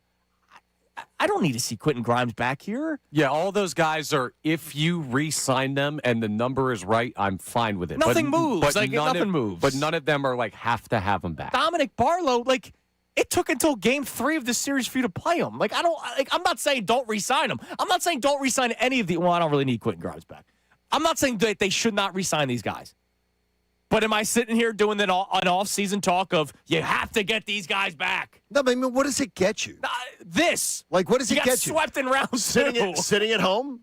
They have no scoring off the bench, and 3 of those guys are off the bench guys. Hang on. If you were to move Kelly Oubre to the bench and you were to add another starter, you would have scoring off the bench, which is why I'm not saying I'm done with it. But I'm not having to have any of those guys because they're all role players. That's good because you're saying is that you could get another role player. Right, like if those 3 guys are re-signed to deals that you can stomach where you can still do something else and they're all coming off the bench next year, I think that's a fine group of bench players to see in the regular season. And then we'll evaluate deeper. But none of them are for the Flyers, if they don't re-sign Trevor Zegras, they're idiots. Right. If they don't give Dan Vladar a contract extension, they're crazy. Those guys aren't in that conversation. No, they're not. I think it's fair. So he wrote about Embiid and George. Embiid and George are set to make over $200 million combined over the next 2 seasons. The decisions by President of Basketball Operations Daryl Morey to extend Embiid and sign George 2 summers ago, while understandable at the time, I don't agree, have left the franchise without options to reshape the roster around Maxey and Edgecombe. And given how compacted the money is around the league and the difficulties that come with trading any player on an expensive contract, it's difficult to see a scenario in which the 76ers can move on from either star. As a result, it's safe to assume the 76ers will enter next season staring at the same question. Will Embiid and the Sixers ever find a path and the injury luck to contend for an NBA title? He is not expecting much movement at all from Embiid and George. I'm going to tell you then you're heading to purgatory. Dude, you're already in it. I'm sorry. And I don't believe. You're not heading. And I'm a Catholic who doesn't believe in purgatory. But we're heading there. Basketball wise, we're there. Look around. There. No, they're there. I mean, we can't even do that. But the thing is, though, we weren't there last Monday. We were not there just last Monday's show. We can go back. No, we can go back and watch it. We weren't there. We were optimistic that it was going to be a great series with the Knicks, right? We didn't think we were there, but we've been there for years now. But it's not. I mean, we were there. Yeah, but Embiid and George just get another year older. You know what I mean? No, I got you. But the thing is last Monday, just a week ago, we weren't there, and now we're like, jeez. It's amazing how 1 week can change everything, man. Let's go to Al in West Philly. What's up, Al? Good morning, guys. Morning. I don't want to talk about individual players, but what I want to say is that in my mind, watching the game, I didn't see guys who are willing. I didn't see enough guys any guys who were effort guys. New York has effort guys. A ton of them, yeah. Yes, and that's what I need. I need to see guys who play hard.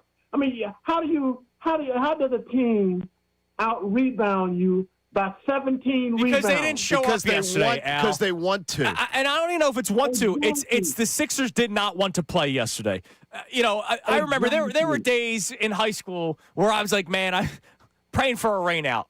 I think there were some guys yesterday that said, you know what? If we didn't play today, I'd be okay with that. Their actions showed that. They didn't show up yesterday. They wanted to get it over with. 1, 2, 3 Cancun. That's what they wanted to do. It's where they were. Or Galveston. Yeah. Well, you all are where I am with this. It's more than just this guy's hurt or that guy. The guys didn't even try. You don't let a guy sit out there on the 3-point line and you don't go. You know he's not going to shoot threes. Yeah. And you make no effort to defend him. It's really bad. No, I mean, they just showed up. They showed up to the arena yesterday. Thanks, Al. They showed up to the arena yesterday. That's the most effort they showed yesterday.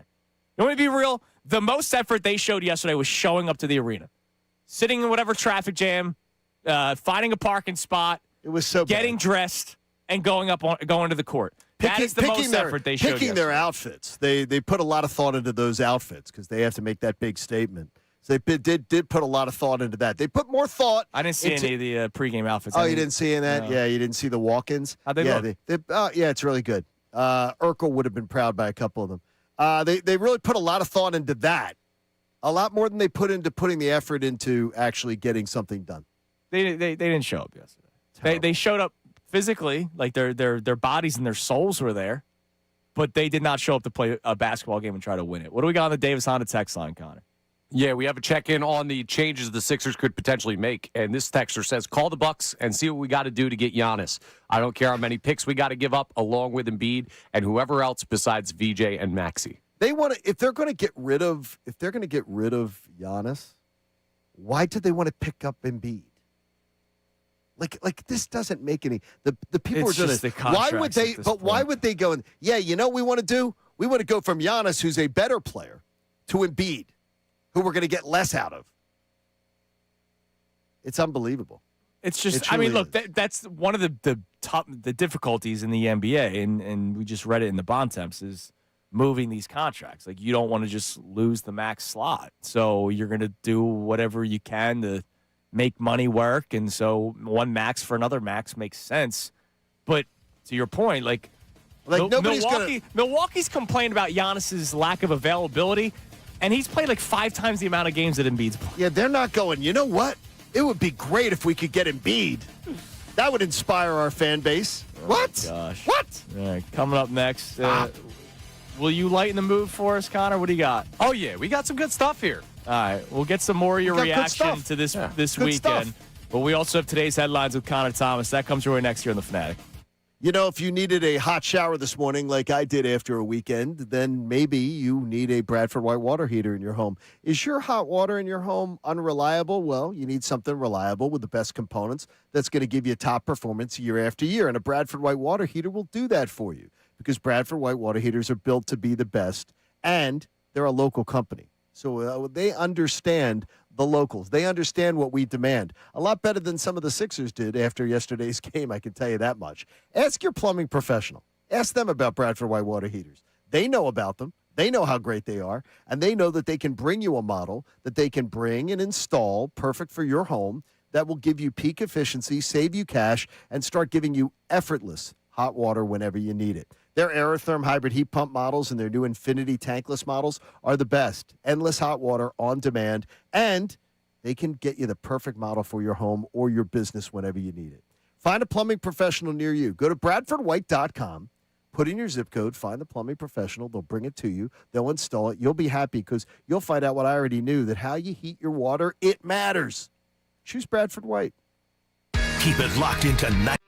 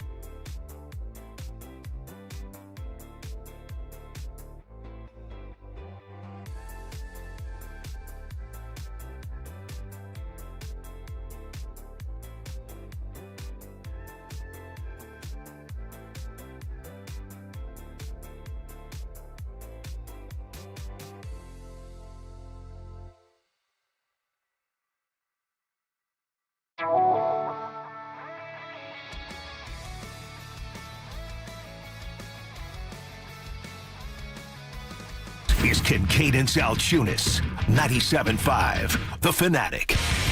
Yeah, we're here. So are you. Thanks for joining us. 610-20975. That's the number you can climb in. We're all in this together, Johnny. Yeah, aren't we? You know, even though Tyrese Maxey's not happy with you. Isn't that great? Yeah, Tyrese, I could not give a damn what you think of the fans' reaction. Could not.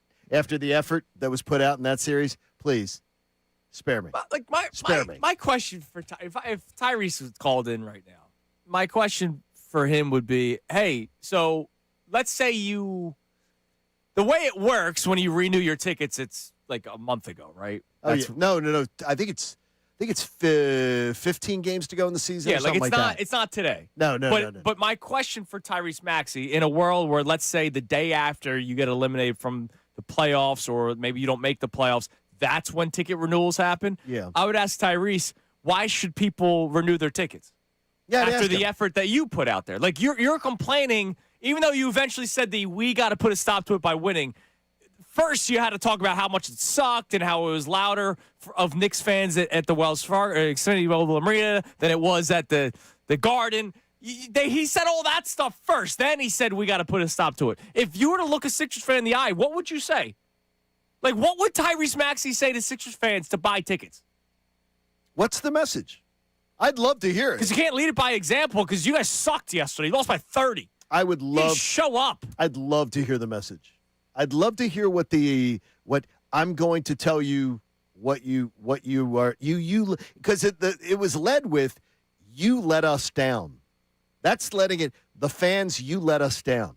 Are you out of your mind? Are you out of your mind? I said it before. I said it in the fourth quarter. Somebody with the Sixers needs to talk to the players before the press conference. And I put it out on X before the press conference. Talk to the players so they don't sound stupid, so they don't come out sounding stupid, sounding tone deaf. And they did. Which is shocking. Yeah. It's just shocking to me.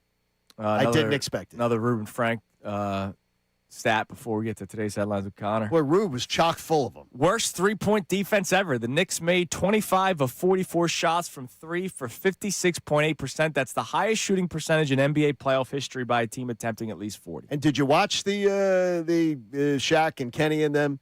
That is effort. Yeah. That is effort. I had a gentleman. They had none yesterday. I had a gentleman arguing with me about, the Knicks didn't have many open threes. And I'm like, I said, I cannot have this conversation. Yeah. What are you talking about? They had open threes all day long because the effort was not there. Yeah. Most effort they showed was getting to the arena. He goes, it's not like they had many open threes. I was like, what game are you watching? Yep. They had open threes all day. Before we get to headlines, Shefty just put out a tweet. I was going to mention it. Oh, how about that? Good. It's technically today's headline. All right, go for it. Today's headlines with the Connor Thomas. What's up, Z? And this updated Shefty tweet, it comes to you courtesy of Lundy Law. So does today's headlines. For over 70 years, Lundy Law has been fighting for injured people. If you need them, remember the name Lundy Law, your injury lawyers. Visit LundyLaw.com. That's LundyLaw.com. We got right now headlines.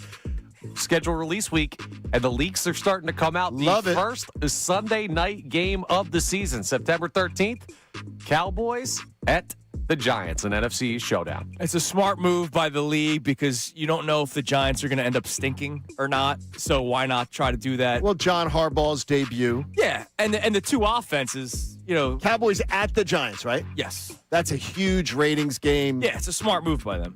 That's a really good game. That's a good game, and it's a game we all we all have to watch. Oh, we absolutely have to watch. We're all into that one. And That's if you great. do this week 12, the Giants could be 4-9 at that point. That's a smart. That's not how that's a math smart works. pick. That's a 4 and smart 8. pick. So Really it's smart update pick. for everybody.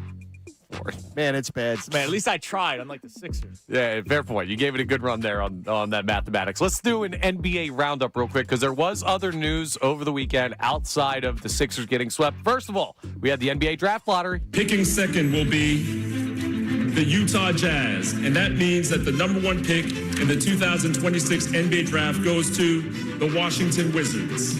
They finally got it, eh? Took them long enough. I mean, how long they've been trying. They've been trying to get these. They've had some high picks that have just been atrocious. They don't draft well. They don't draft well. No. They do not. Whatever they do in the draft doesn't tend. They can't screw this one up. AJ DeBanza? They can't screw this one Gotta up, be, right? right? Yeah. Right. They can't. There's no way they can make a mistake, right? Yeah. Unless they take the guy from, where was it, Kansas? That No, wasn't playing? they're not doing that that. refused to play. Oh, man. We're playing a good team today? My tummy hurts. No, they're not doing My that. God. Yeah, they're not doing He'll that. go second overall, though. No, he'll go Yeah. second overall, which is a crime. Him and Ace Bailey out in Utah. Oh, yeah. No, that's Dynamic duo. recipe. Yeah, it's going to be great. Olivia, good luck with it. Yeah. We also had a big ejection on the other side of the conference. Victor Wembanyama out. The punk's out. There's that. There's that. That's a problem for the Spurs. Yeah, that's going to be a flagrant one. That's going to be upgraded. There is a possibility that's a 2. And that was absolutely It was dirty. dirty, and he deserved to. I'm shocked because I did not think he'd get kicked out. I didn't think so either. But they made the right call. I mean, No, it was the right call, yeah. He didn't just like elbow him. He stopped. It was dirty. Right? Like the whistle was blown. Like this wasn't let me grab a rebound and rip it. This was whistle stopped. He's got the ball. Nasri's not doing anything anymore. Right? It's not like Nasri's trying. Remember Embiid and the trainer for the Knicks, they were fighting for the ball, or Boston, I forget what series it is. It doesn't matter anymore. Like Wemby's like, nah, I'm 7'4" and I'm going to drive my elbow into your neck. Plus, it was on cult hero, fan favorite Nas Reed. You touch Nas Reed, we're gonna have problems. Dude, That was a dirty. It was dirty.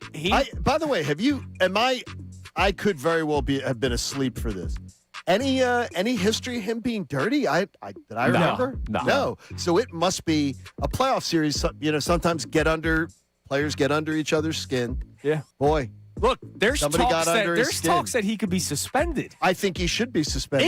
It was really I think bad, that should be a one more game. I think getting him out of that game is enough. That series, like the NBA making the right call for the product on the floor, I think serving the one game is. Wow, I don't. That is a nasty, nasty play. That's a nasty play. Yeah, no good. I was shocked they did it though, Connor. He's probably lucky it happened when it did, because if that's like fourth quarter, then he might be suspended. Yeah. To your point, he played 12 minutes yesterday, so they might look at it as, well, that was the suspension. That series now tied at 2 apiece. It is. The one thing we'll round out with some sad news in the world of baseball. Bobby Cox, longtime manager of the Braves, passing away over the weekend. Johnny, I know you were down there for a lot of his time, and just wanted to give you guys the floor to talk about him. He was a really, really interesting guy to cover. Bobby hated me for a long time. Couldn't stand me. And my producer left to become the Braves Radio Network producer. Okay. And got very tight with Bobby.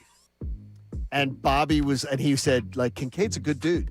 And you guys should be men fences. And one spring training, he literally had me sit down. And Bobby Cox called me and said, sit down. Yeah. Talk to me. He told me why he couldn't stand me. Literally How long told was that? me.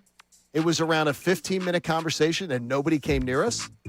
And from that point on, we had a beautiful relationship. Well, that's nice. Because he was very honest. And by the way, his gripes with me, he wasn't wrong on 80% of it. Like he was his gripes with me were legit. We talked about it, and I tried to correct some things.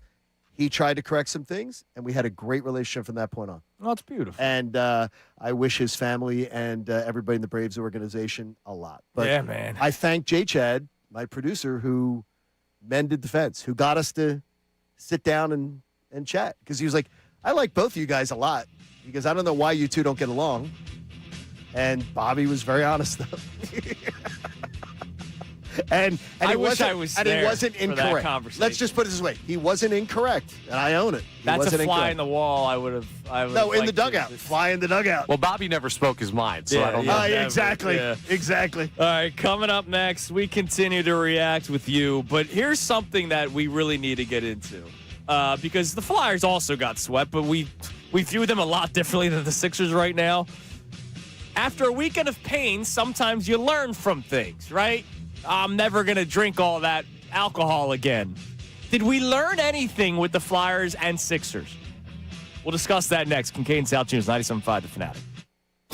Now on 97.5 The Fanatic Sports Update. 2 seasons ended. I'm Connor Thomas, and the Sixers and Flyers both had their seasons come to a close over the weekend as they got swept in the second round. For the Sixers, it was a blowout 144-114 loss to the Knicks in Game 4 yesterday. Head coach Nick Nurse met with the media after and said, hey, New York, just the better team in this one. I mean, listen, we got beat by a really good team that's better than us tonight. I mean, I think nobody wants to lose the way we did tonight, without doubt. But our team went through a lot of ups and downs, and I think we hung in there really well for the season. Now for the Sixers, it's on to what's sure to be an intriguing offseason with potential moves to be made with important pieces of the organization. A lot for us to keep you updated on with them. The Flyers are also headed in the offseason. They fell in overtime to the Hurricanes in Game 4 on Saturday. For them, the question is, how much will the rebuild potentially be accelerated by the strong performance this season? A lot of stuff to talk about with those teams, even though the seasons are over. The Phillies won another series over the weekend, taking 2 from the Rockies. Kyle Schwarber went yard twice in the 6-0 win. Christopher Sanchez, 7 shutout innings. They have the night off tonight. We'll talk to Jim Jackson coming up at 8:30 about the Flyers' end of the season. Bobby Marks at 9:05 about the Sixers' contract situations, and Adam Aronson for reaction to the Knicks series at 9:30. This update is brought to you by Mattress Firm. Waking up drained? Mattress Firm sleep experts will help you find the right bed for deeper rest at the Memorial Day sale. Mattress Firm, they make sleep easy. I'm Connor Thomas for the home of the Sixers, Flyers, and Union. 97.5 The Fanatic and the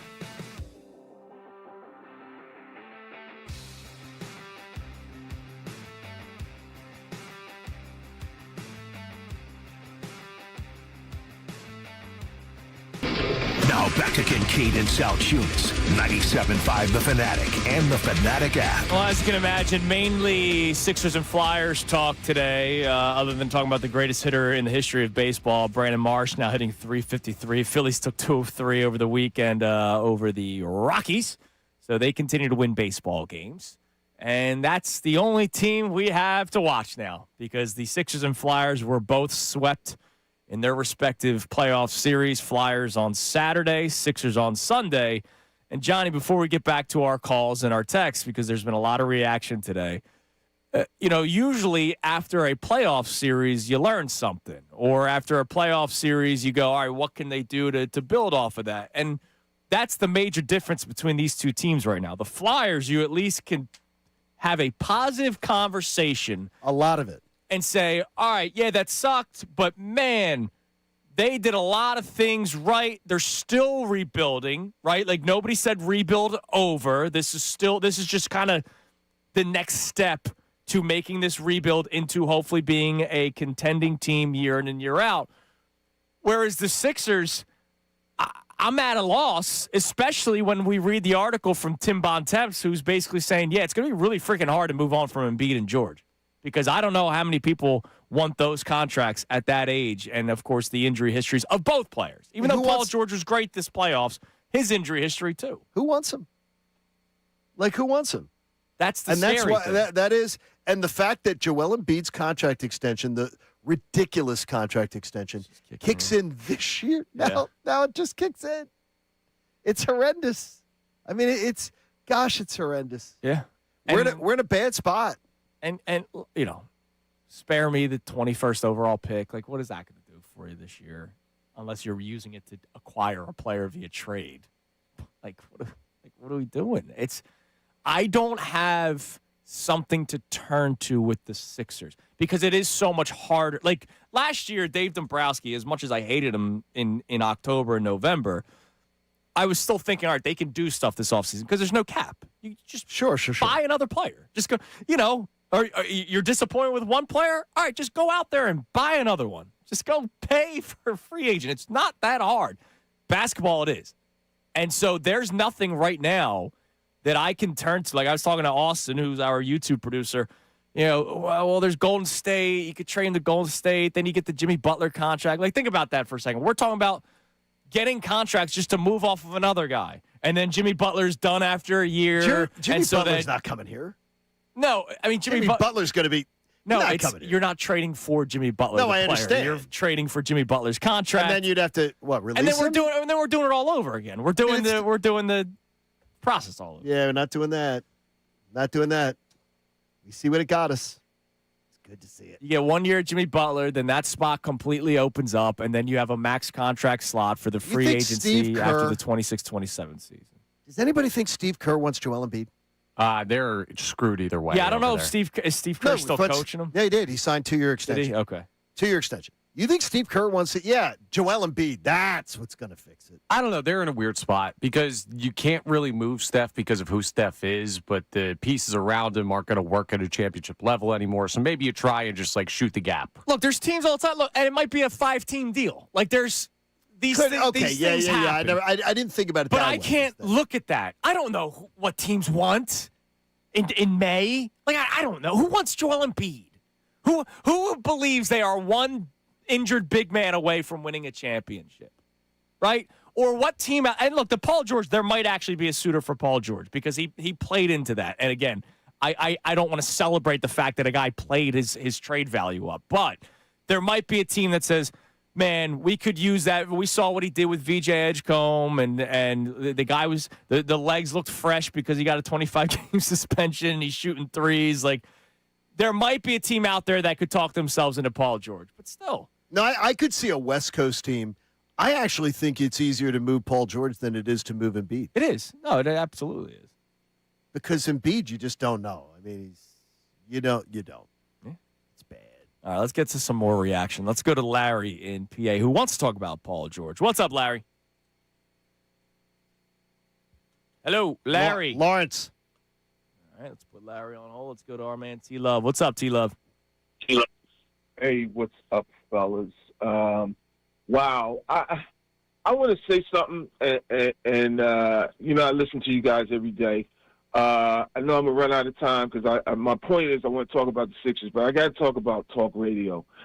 I was introduced to this medium over 40 years ago, and I couldn't believe that there was actually a place where I could voice my opinion, to other people and have it heard and listen to other people's opinions, right? Mm-hmm. And I thought that was amazing. And right now, I think you guys are kind of taking that away from me and my love for this genre. I don't get me wrong. I love to hear you guys, but I think you guys talk a little too much. I would like to hear more involvement from the fans maybe you could take more phone calls. T-Love, you're on right now. You're on the air right now with a chance to give your opinion. Go for it, man. Give your opinion. Okay, that was one of them. Okay, now I want to get to my sports topic. I think you guys are being way too hard on Tyrese Maxey. Oh, boy. I think where you have to go is you have to look at this organization. From top to bottom, everybody who put this roster together should be fired. Daryl Morey, Elton Brand, and I don't believe in this coach. I think the reason you beat the Celtics is because their coach couldn't figure it out, okay? And which I applaud. I applaud the Sixers for going in and taking advantage of the coach's mistakes, because they could have easily won this game if they had attacked the middle. The Sixers cannot defend the middle. They lost to the New York Knicks. If you thought they were going to win against the Knicks, everybody's delusional. I thought that they would come with more guts.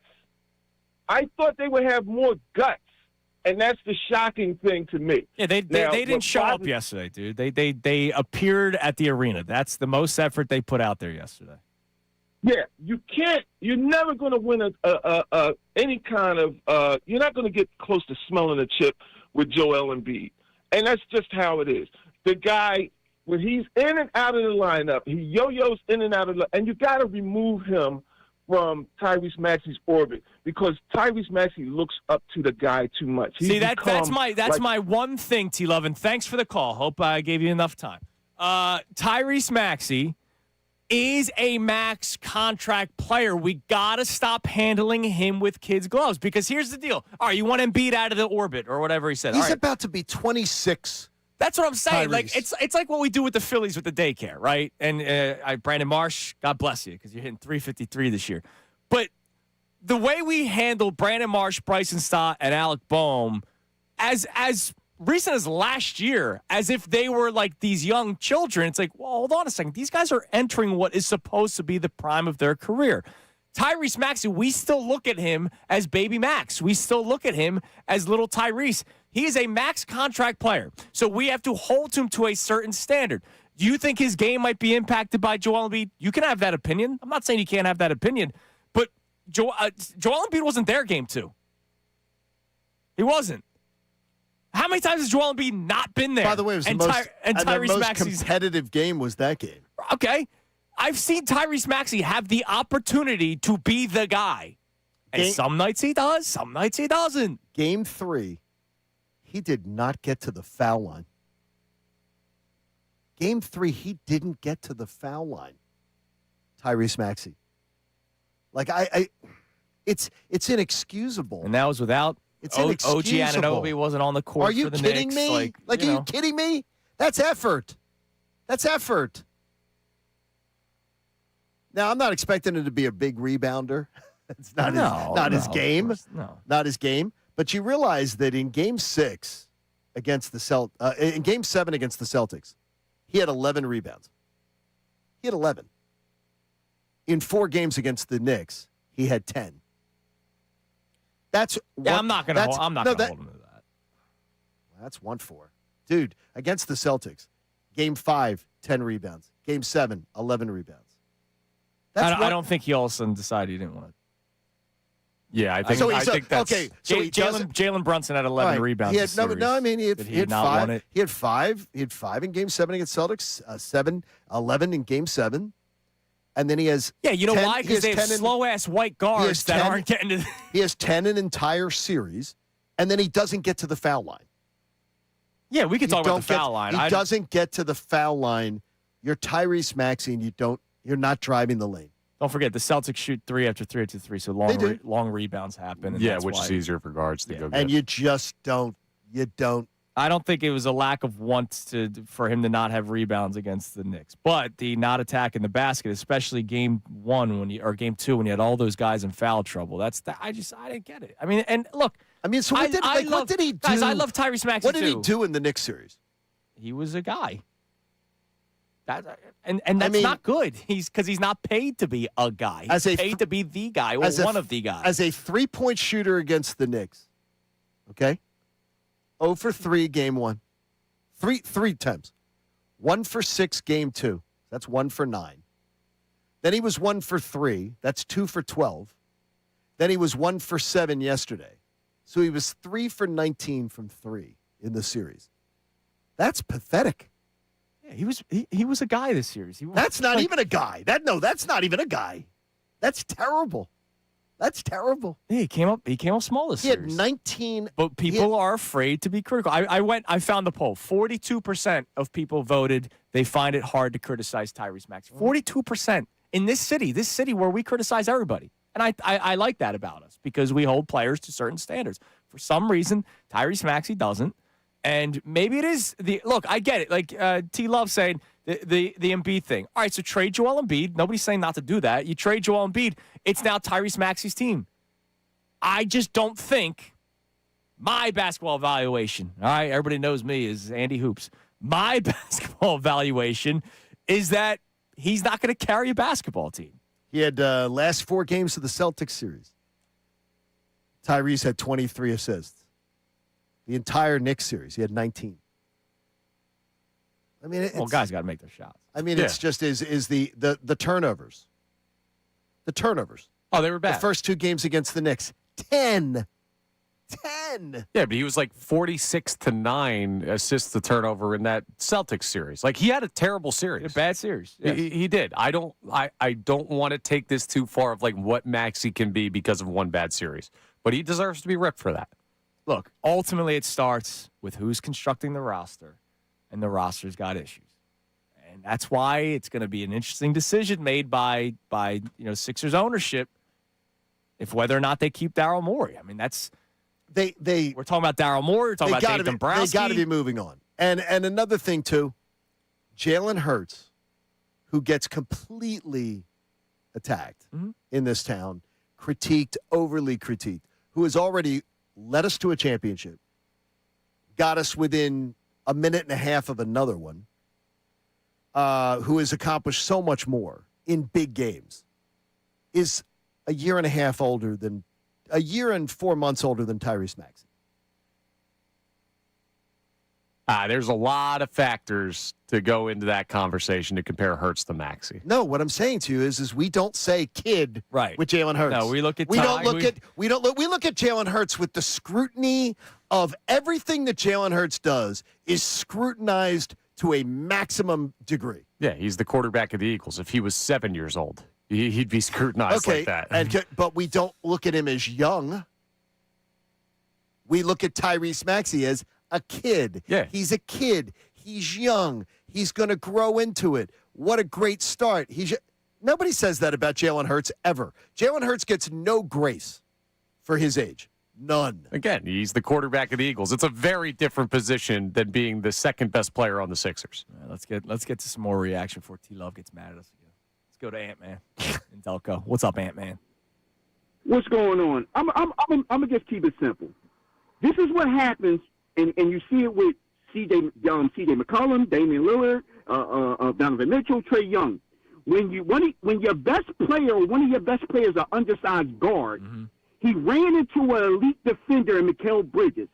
They didn't sub him. They didn't sub him out. So if everybody want to tell me, I'm not just resolving Maxey about what he said at the press conference. I'm just talking about logic.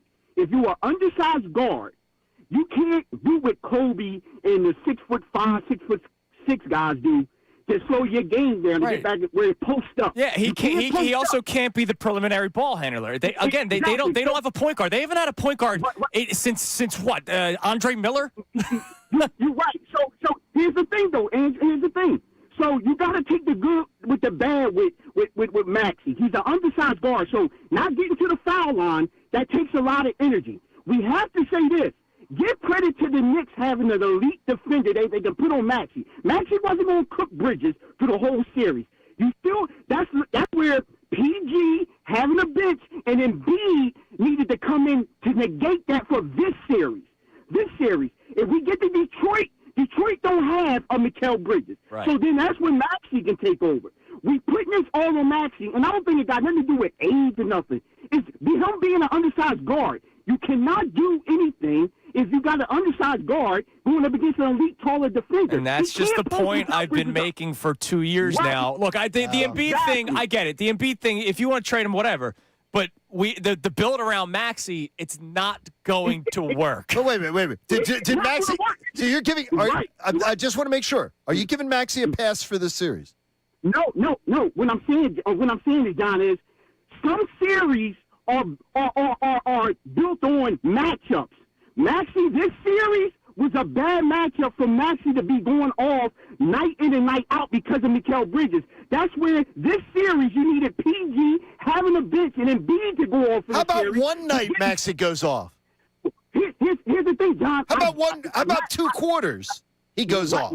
John, I understand what you're saying. I'm not resolving from that. What I'm saying is, for a series, this is what you get when you have an undersized guard. But he didn't go off at all. He didn't show up at all.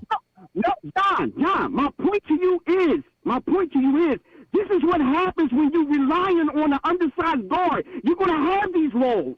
That's what I'm saying. I'm not saying it's his fault or not his fault. What I'm saying is, if he's your undersized guard, you're going to have a problem with an undersized guard going off against an elite defender in a series. It's just basic common sense. You go off at some point in the series. He shows up and does something in the series. John, I'm not saying you're wrong. What I'm saying is that's the problem. He's an undersized guard. Ant-Man's not expecting Maxey to go off. Thanks for the call. No, the thing is, he doesn't even have to go off. Contribute. He doesn't have to go off. That's why he doesn't have to take over a game. That's why he had the comments he had after and Game 3. And he where didn't. He says, I did what I thought or what I had to do. I have 2 guys on me. I'm gonna pass it off. But again, if we're talking, the thing I'm not so bad. I'm not even all that mad at Maxey. The thing that I'm continuously pointing out, and I've been saying it for 2 years now, for everybody that wants to build around Maxey, I get it. He's very, very talented. He is talented. I don't believe that Tyrese Maxey can be the guy that carries you through a series. It's kind of like what I say about Jalen Hurts. I think Jalen Hurts can definitely carry you in a game or two. I've literally seen it in 2 of the biggest moments, NFC Championship game and the Super Bowl. Really freaking good. But I don't think he can be like the guy for 18 weeks. The year they won the Super Bowl, what did they do for 16 of the 18 weeks in the regular season? They ran the football, right? Like, they had to run the ball. It's okay. Very good players can have limitations, right? Joel Embiid's a very good player. His limitation is his freaking body. Like, there are limitations. But when people say build around Maxey, no, he needs to be a part of it. He can't be the guy. You see it with Tyrese, though. He can do no wrong. People love Tyrese. They love Tyrese. After that series, the defensive Tyrese should not be there. No, I don't believe it. Now, I agree with some of the callers' points. Absolutely. That it's not as good a matchup as the Boston series was. But you've got to do something in that series. You have to contribute something where you're not just an afterthought. You're a max contract player, and you were nothing in that series. Sorry if that hurts the feelings. If you had a Maxey jersey or a poster, I'm sorry. I'm going to tell you like it is. That was pathetic. That was a pathetic series performance. Bad. They arrived to the arena yesterday. They did. I'm glad they picked their outfits, too. That took a lot of thought. Now, let's forget about the outfit, shall we? No, put a lot of thought into it. I don't think that had anything to do I'm with glad. the No, I'm glad performance. they're very concerned. Everybody gets dressed, John. I'm glad. I almost didn't. I'm Coming glad you up did. next. Jim Jackson, voice of the Flyers for NBC Sports Philadelphia. Flyers also got swept, but man, we're singing a different tune for them. But we talk about the Flyers season as a whole. Come on next with JJ. You're on the Fanatic. Get a Bradford White water heater for your house. Look, you need hot water. You need it for the relaxing showers. You need it to be able to wash your clothes. You need it to be able to run the dishwasher. You need to just not have to worry about the appliances in your home that rely on hot water having it when they need it. And if your current water heater isn't getting the job done, like when 3 or 4 people want to shower in like an hour, then you need to talk to your plumbing professional about getting yourself a Bradford White water heater. They're built to be the best, and they're a local company, so they understand what you demand. And their new Infinity tankless and Aerotherm hybrid heat pump models, boy, do they deliver. And these things are sleek and stylish and small. They take up a lot less space. But you know what they also do? They deliver that hot water efficiently, and it's much more cost-effective than the old models. And if you check out BradfordWhite.com, you can get put in touch with a plumbing professional in your area that can bring the model to your home, install it for peak efficiency, and then you'll find out what I've already told you all along. How you heat your water matters. Choose my friends at Bradford White.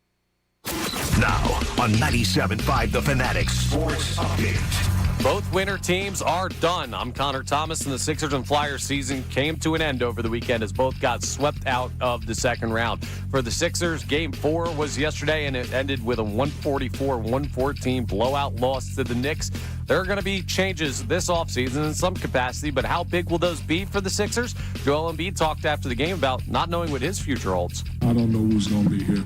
I don't even know if I'm going to be here, but, whatever happens, happens. But, for me, I'm excited about, really getting back to myself.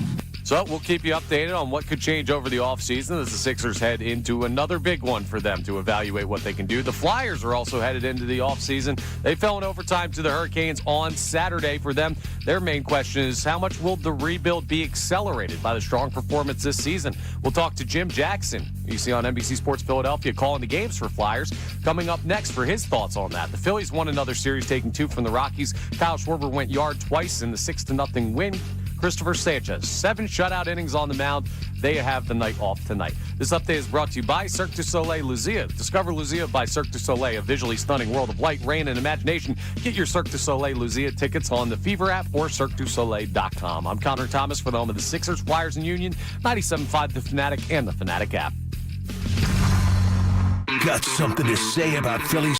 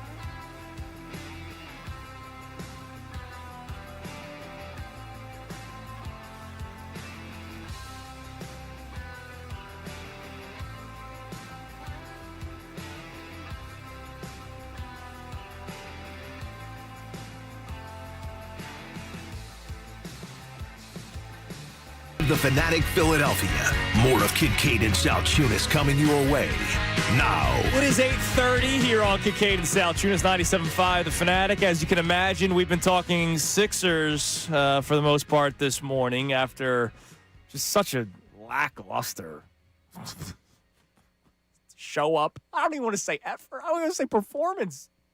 They arrived at the arena yesterday. That's the most I could say about the Sixers team yesterday. Game 4 of their series against the Knicks, already down 3-0. They arrived at the arena, and they are down 19 after the first quarter. They lose by 30. But we also had the Flyers. Their season came to an end, and it's amazing, John, because both teams got swept in the second round.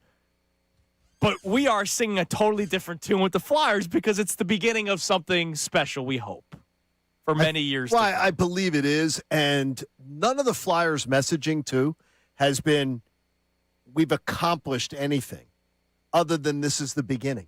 And I love that. There's a lot of work to be done, and I'm thinking the shortcuts are not going to be taken.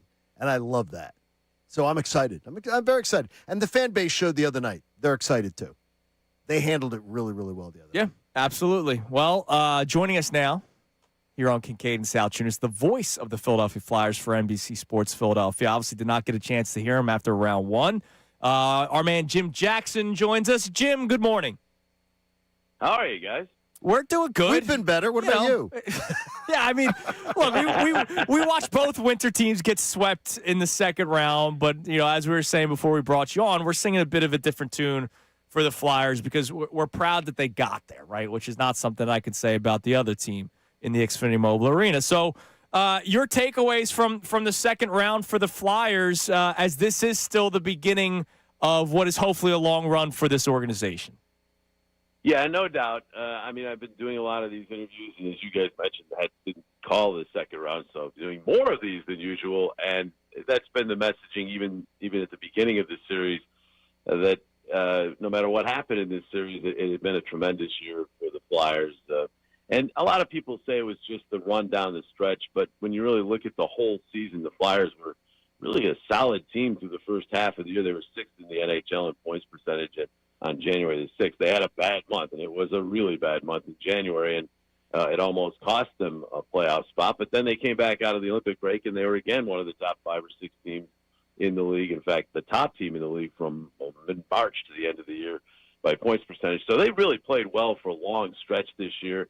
Then they knock off their top rival in the playoffs, which doesn't get much sweeter than that, before running into a buzzsaw in the Carolina Hurricanes. But you saw all of what the management team of Dan Hilferty and Keith Jones, Danny Briere, now Rick Tocchet are doing in terms of the young talent.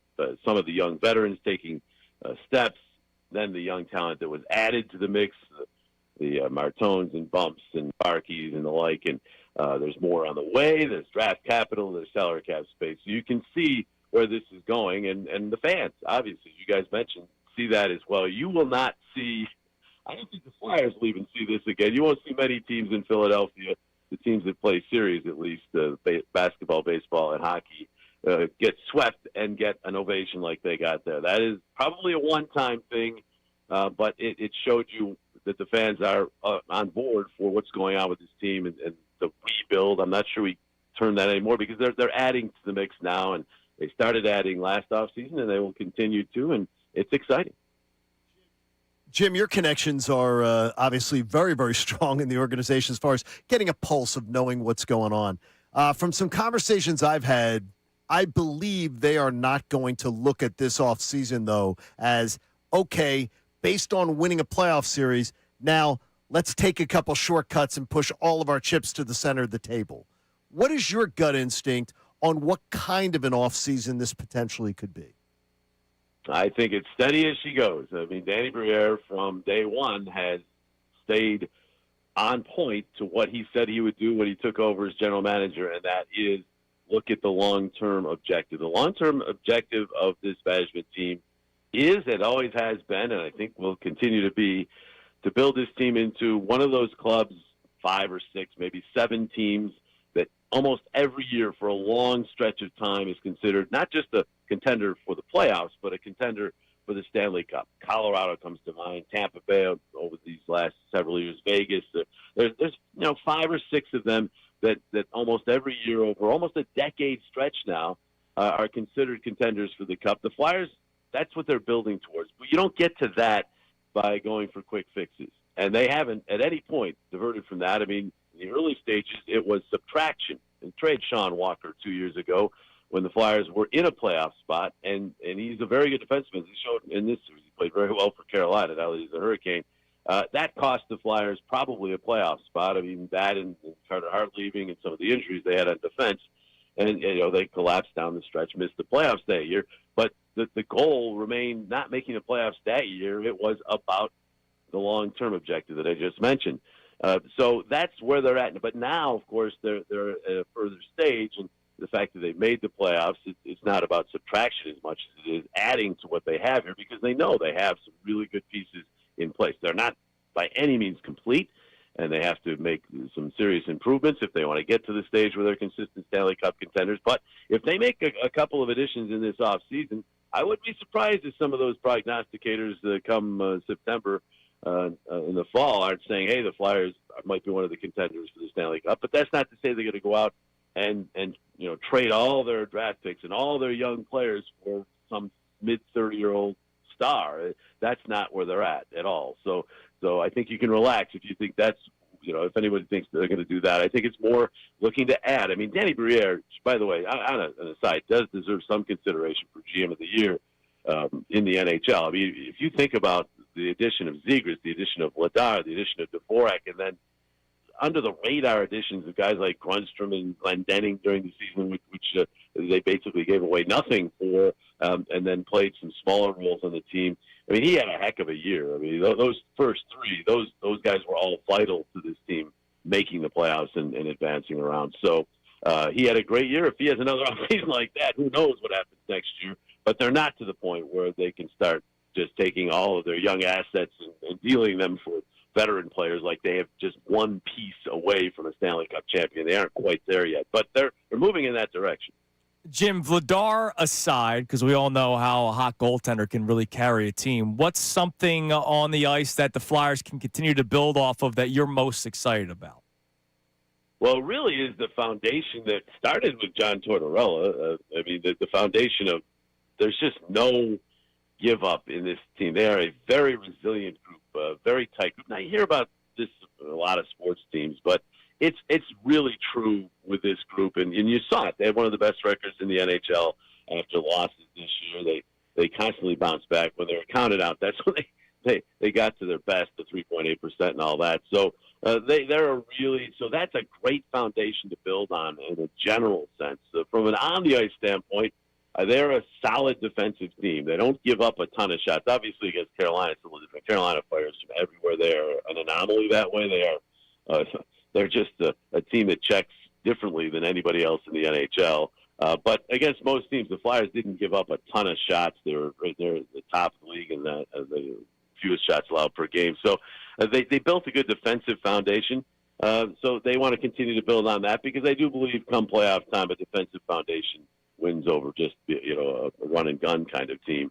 So that helps as well. So those are two really good foundational pieces. They have to add offense. They have to get the power play straightened out. I mean, we've been talking about that for a long time, but they do have a lot of really good pieces in place. And the big thing, though, I think is what I talked about originally, is just that foundation of belief and their tight group, and that carried them a long way this year. I would say either someone who can handle the puck at the point on the power play, number one in your shopping list. It is on mine. Yeah, that's a good one. I'm asked that a lot, or have been here over the last 36 hours. I immediately go to say a 1C, because that's what everybody says about the Flyers. They need a number one center, an elite number one center. What team doesn't? There aren't that many of them.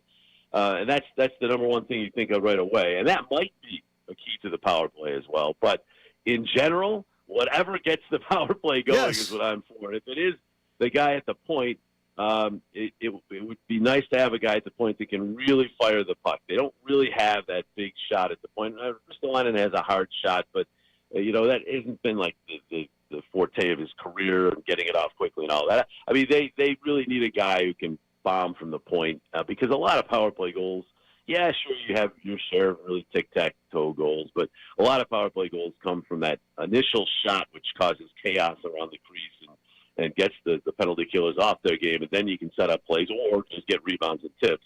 And they don't really have that. So if they get that guy who orchestrates from out there at the point, hopefully he has a big shot as well because that would help. David Juracek, one of the guys they picked up at a trade, has that big shot. There's other areas of his game that obviously need work, but he came in as a very high pick, so he's got a lot of talent. He might be part of the answer there. Maybe there's somebody that externally they have their eyes on, but that would certainly help. But they do have to get that. There's no question. I'm not saying they have to have the top-ranked power play in the league, but they can't be 32nd, which they've been, 4 of the last 5 years, 3 of the last 4 years. They were third from the bottom. You just can't be there and win a Stanley Cup, I don't think. So they know that. They're well aware that they've got to find some way to unlock what has been a mystery here of late here in Philadelphia in terms of the power play. Jim, well, it was a lot of fun listening to you all season long on NBC Sports Philadelphia. And again, it's a shame with the way the NHL works that we couldn't hear you in the second round. But you'll be back at it next year, and I'm sure there's going to be a lot of excitement going into the 26-27 season for the Philadelphia Flyers. We appreciate the time today.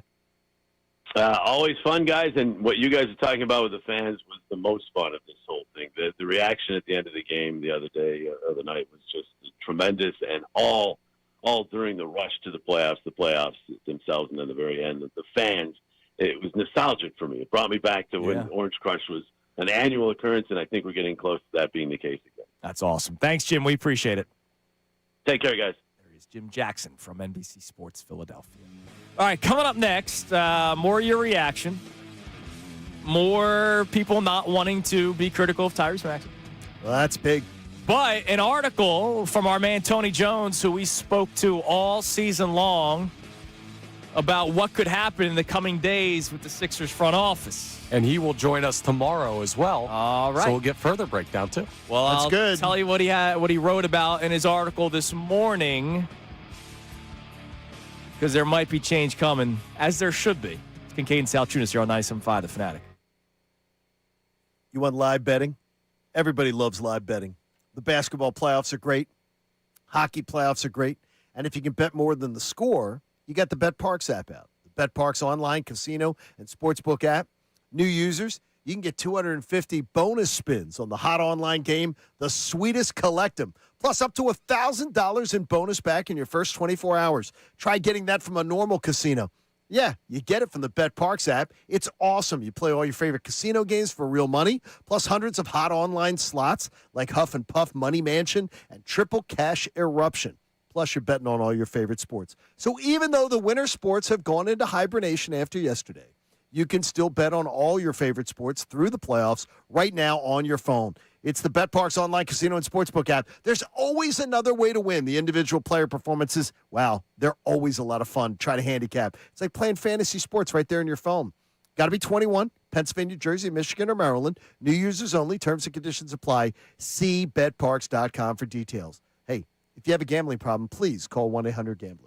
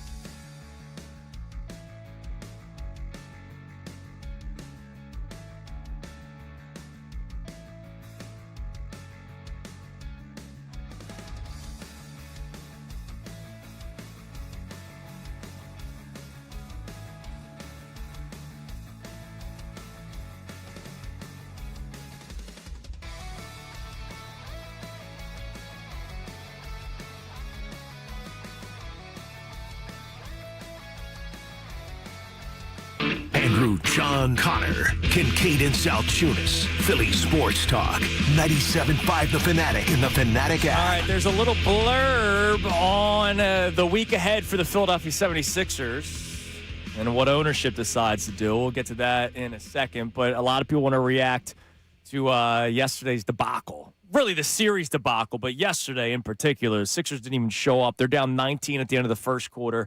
They lose by 30. First time in NBA history where a team lost by 30 points in the playoffs 4 different times. It's amazing that they played in 2 rounds. Think about that for a second. They played in 2 rounds and got crushed 4 different times. Let's go to Big Russ in North Carolina. What's up, Russ? Hey, what's going on, gentlemen? Can you hear me? Yep, yeah, we can got hear you, Russ. What's up, buddy? Hey, good morning, gentlemen. Good morning, everyone. Hey, let me first preface this by saying you guys are right. There's no one on the Philadelphia Sixers organization that is excused from what happened in this series. No one, not even Maxey, right? But we have to be reasonable, fellas. We have to be reasonable in the fact that there has never been a point guard, especially in year, what's this for Maxey, 6 or whatever it may be. There has never been a point guard to carry a team against a better inferior team than New York was. Against Boston, yes, he did his thing. He helped, even when Joel was out, he did his thing in helping carry the team. And the fact of the matter is, Boston doesn't have an interior big set guy or anybody, or even from a perimeter standpoint, defenders that can stick with him. Mm-hmm. New York is a different monster. New York is a different monster. Mikal Bridges, Josh Hart. We're asking Maxey to produce against a team like that. Now, could he have stepped up more? Absolutely. But to ask him to carry this team against a team like New York, which is a better team than Boston overall, and a deeper bench, it's unrealistic, guys. And I'm just saying, it's just unrealistic. Well, and that's why I've been saying the same thing for years. He's not the guy that you can say we have to build around Maxey. Maxey's got to be a piece because of his size. People were talking about this last Monday. Last Monday. Yeah. People were talking about the Knicks being this insurmountable challenge for the Sixers. Because I did this show, and that was not the conversation. Yeah, and I agree with you, John. You're right. So now it's all revisionist. It's all revisionist history that now the Knicks are this mountain that the Sixers just weren't built to climb. That wasn't what people were saying last week. Now, Andrew and I both didn't pick the Sixers to win the series. I picked Sixers in 6. Oh, you did Sixers? I thought there was momentum. I took Knicks in 6. Yeah, and I agree with you guys. I didn't pick them either, even though I'm a diehard fan. New York is a better team. Look, they have Cat in the middle. They have Robinson, which is a good athletic big, and they have great guards on the perimeter, right? But that team, our team is not built. Daryl Morey has done our team an injustice in how he has built this team. And you guys are right. We cannot win with Embiid. I've been saying this for years. We cannot win with Embiid. Paul George has spurts for a veteran getting paid what he's getting paid. We needed Paul George, not only in the Boston series, but even in this series, to step up more than he has. Did he step up a little bit more? Yes. But come on, we can't ask Maxey, right? Even though he's a max player, but we still got Joel and we got PG, veteran players that should have produced and given us a lot more. My big thing with the Maxey talk, and thanks for the call, brother. We appreciate it. Like I hear what you're saying. My biggest talk, it feels like there are a lot of times we don't criticize Maxey. Because we love him, and he's got a great smile and a great attitude about him. And sometimes I do feel like Tyrese Maxey's left off the hook. I wasn't asking him to drop 30 in the 4 games that they played in this series every single night. But he looked overmatched at times in this series. And again, my point that I've been making for years, Johnny, with or without Embiid, the build around Maxey. It's Maxey's team. That's not going to win you anything. I'm sorry. If they make the decision today to trade Joel Embiid and trade Paul George, and it's going to be the Tyrese Maxey show, you're not winning anything. Now, you're not winning anything now, right? Like, you're not. They're not winning anything with this team. They're not going. They just got swept by the Knicks in 4 games. They're not winning anything now. But the point I've been trying to make for 2 years, for all the people that are always looking for what's next, you want to build around Tyrese Maxey and you want it to be the Maxey show. Look, that Allen Iverson run that we saw, there's a reason why it's still talked about across the NBA and not just here in Philadelphia. It was so improbable because nobody expected that. And he was dragging that team. Yeah, Tyrese Maxey's not doing that. No. There's too much size in the NBA. It's not like Mikal Bridges, the way the NBA works nowadays, you can have a 6'7" guy guarding a point guard or a guard, because I refuse to call Tyrese Maxey a point guard. They weren't doing that back then. Like, it was very traditional. One covers one, two covers two, three covers three, four covers four, five covers five. Yeah, it's different now. I think the disagreement that I'm going to have is what the definition of build around Maxey is, because that feels like we're at a different place with that. Like, Jalen Brunson is the focal point of that Knicks team, but they have done a great job of building that team around him to mitigate what he does not do well. Like, I think Tyrese Maxey could be the focal point, but he can't be the only guy. To me, that's still building around him, but it's just not he's the solo one. I don't think that's unfair. But you know, I understand what you're saying. I'm telling you now, each round, Jalen Brunson will be the guy for the New York Knicks. I don't think Maxey can't be that. Like, if you put Maxey on the Knicks, you think they're losing? Well, no, not with that roster. Probably not with that. So it's possible. Yeah, but I don't see Maxey being Jalen Brunson. Oh, I can absolutely see him being that. I don't. There are games. I've seen Jalen Brunson. I've seen and I see a different player. I see a different player. And I don't think that Maxey in any way is a bad player. He had a terrible series. Yeah. This series was a little too big for him. A little too much. And that shocks me. So that shocks me. Tony Jones, who we're going to talk to tomorrow from The Athletic, covers the Sixers. We've been talking to him all season long. Here's a blurb from his article this morning. The jobs of Morey and head coach Nick Nurse are expected to be evaluated entering the offseason, multiple league sources told The Athletic. As of Sunday's elimination, team sources said ownership has not made final decisions on either and is likely to take a few days to assess before making any major calls. And did you also see what else he had to say, too? What else did he have to say? The locker room was not happy about Jared McCain exiting the franchise. They were not happy. And it was very poorly received amongst the team. They didn't like it. And it was kept more in-house. They weren't happy. Yeah. And so all the people who say, gosh, Jared McCain, you're making a big deal out of it. Yeah, the players know what Jared McCain was and what could be. And they were pissed that he was gone. They're pissed. And that doesn't go well. That doesn't go well. So we'll see. Yep, we'll see. How it all goes. Well, what can they do this offseason? We told you the article from Tim Bontemps on ESPN that made it seem like it's going to be pretty hard to trade Joel Embiid if you want to. Pretty hard to trade Paul George if you want to. What does Bobby Marks have to think about? Remember, Bobby Marks is like a capologist. Oh, yes. He'll be able to break down what the Sixers can do, but also if there's any teams out there that want either of those two players. We get into that next with him, 905, 97.5 The Fanatic.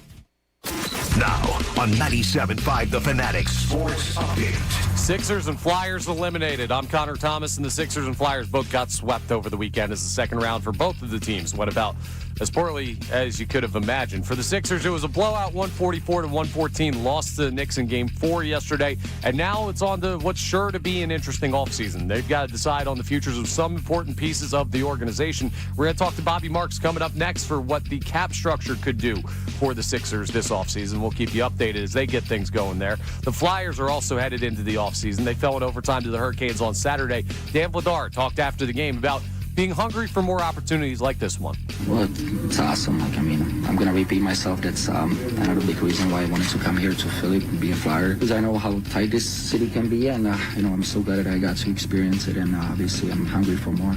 I think Flyers faithful are as well. We'll keep you updated throughout both of those huge off seasons. The Phillies won another series yesterday, taking 2 from the Rockies. Kyle Schwarber went yard twice in the 6-0 win over Colorado. Christopher Sanchez 7 shutout innings. They have the night off tonight before they head up for a series with the Boston Red Sox starting tomorrow. As mentioned, Bobby Marks joins us next. Adam Aronson joins us at 9:30 for some more reaction to the Sixers-Knicks series. I'm Connor Thomas for the home of the Sixers, Flyers, and Union, 97.5 The Fanatic and The Fanatic.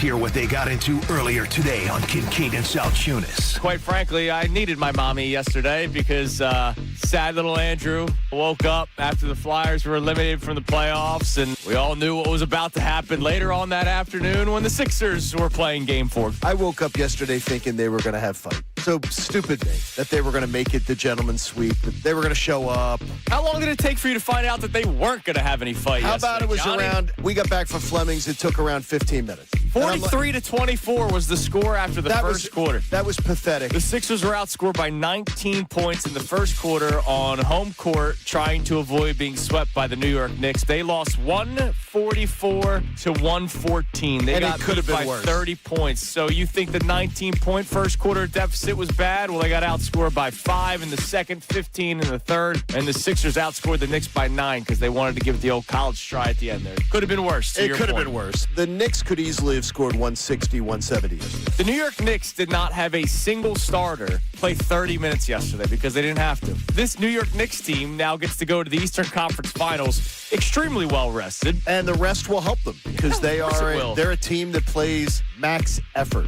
All the time. We do not understand what max effort means here in this town. Now back to the show.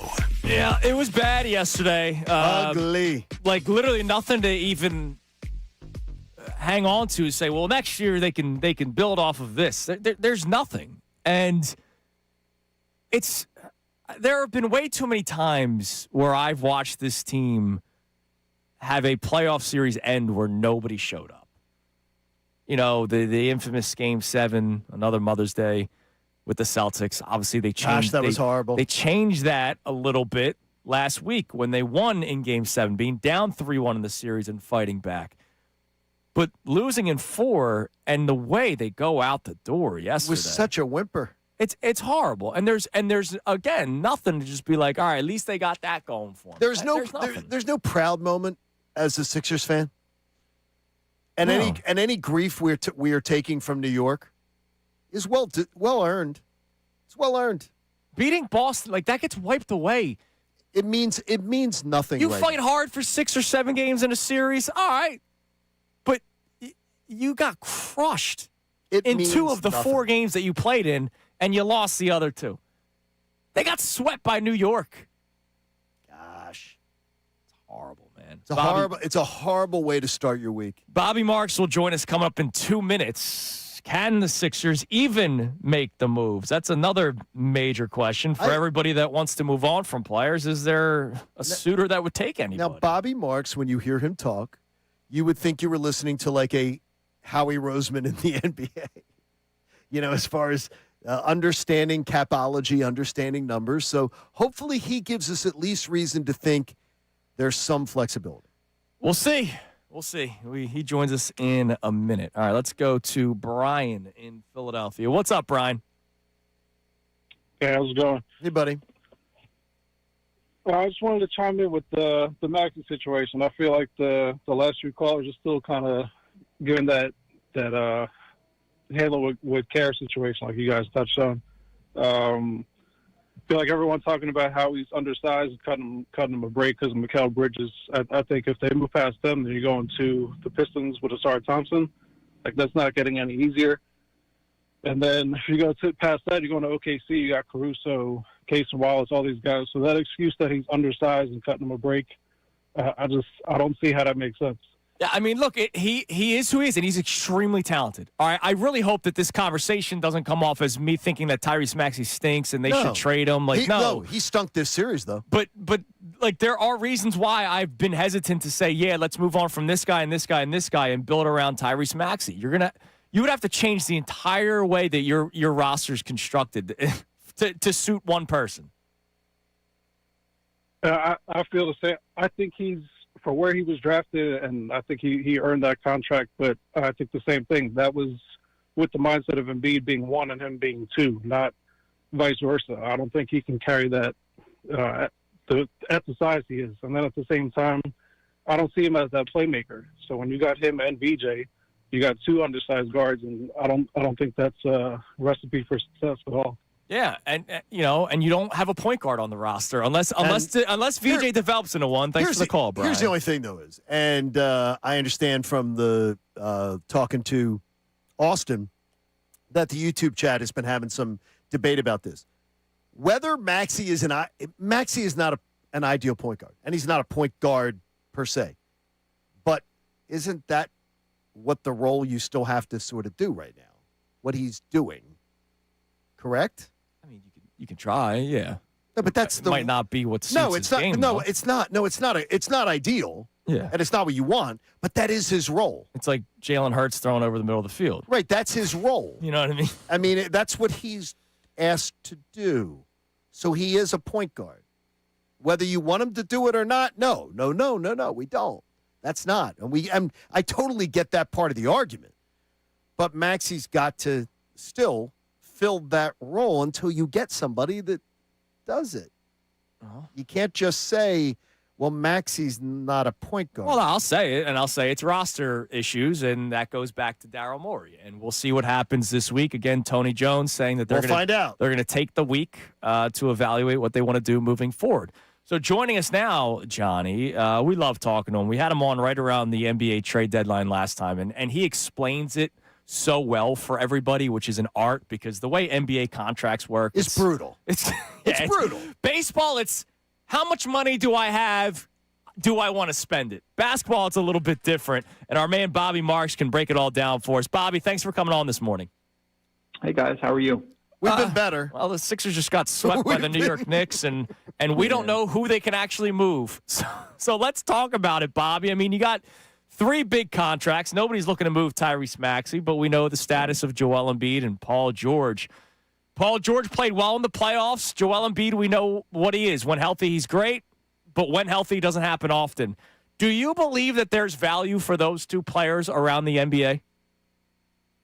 Value in getting something of value back, you mean? I think it's a little bit challenging. I think certainly in a day and age where, $50 million players, you better, if you're going to sign a player or trade for a player, you better make sure you have the right player with that type of salary here. I think, where, Embiid's entering year 1 of this big extension. Paul's got 2 years left. You owe $300 million to both players. And they're all guaranteed. I think that's a challenge. It's a challenge without, listen, if you want to incentivize teams to take on the players and include stuff with it, yeah, sure. Players can always be moved and stuff like that. But it's hard for me. And Joel, and I wrote about it, and he was terrific in the tail end of that Boston series. But I think certainly his body let him down a little bit in the New York series and everything. And so yeah, I think it's a challenge. I think if that's what the direction they want to go in as far as exploring trades, and if it's not, then you have to be content as far as kind of who you are and basically making some marginal moves as far as where you are with your bench. Marginal moves, though. In your opinion, does marginal moves get you anywhere in an East that appears to have some teams that are at least making moves towards being up and coming? Yeah, I mean, Atlanta, of course, they get into the first round. They're going to have the 8th pick in the draft. The Wizards get the number 1 pick. New York is still going to be there next year. Detroit, you can go down a list of teams and everything like that. I think you can talk yourself into saying this team is a top 6 team in the East, but everything really has to align perfectly. I mean, the last 3 years, Knicks used 120 different lineups. Yeah. Think about that.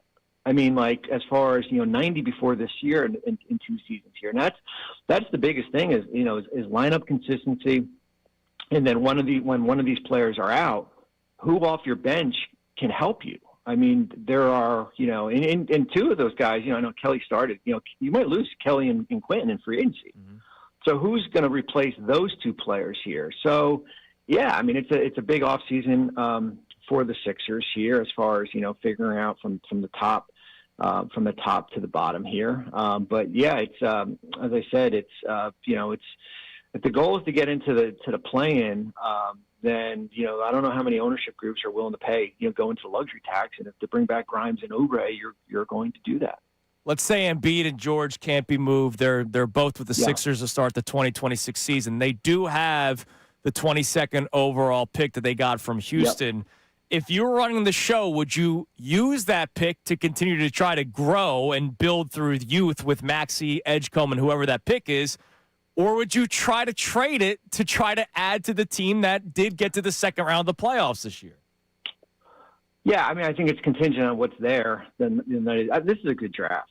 I think this is a really good draft, even if you're in the early 20s, where Philadelphia is. I think you do need kind of an infusion of younger players to this group here. I think you can have plenty of options. Is there an opportunity maybe for you to move up in the draft here? You have, you've got some future assets from the Harden trade with the, I don't know, from the moving, a protected pick from, or unprotected pick from the Clippers and stuff like that. But I think there's ways to go about that. Do you want to move back in the draft and pick up some more things here, or do you want to, as you mentioned, possibly move out and trade for a player here? So I think you have to.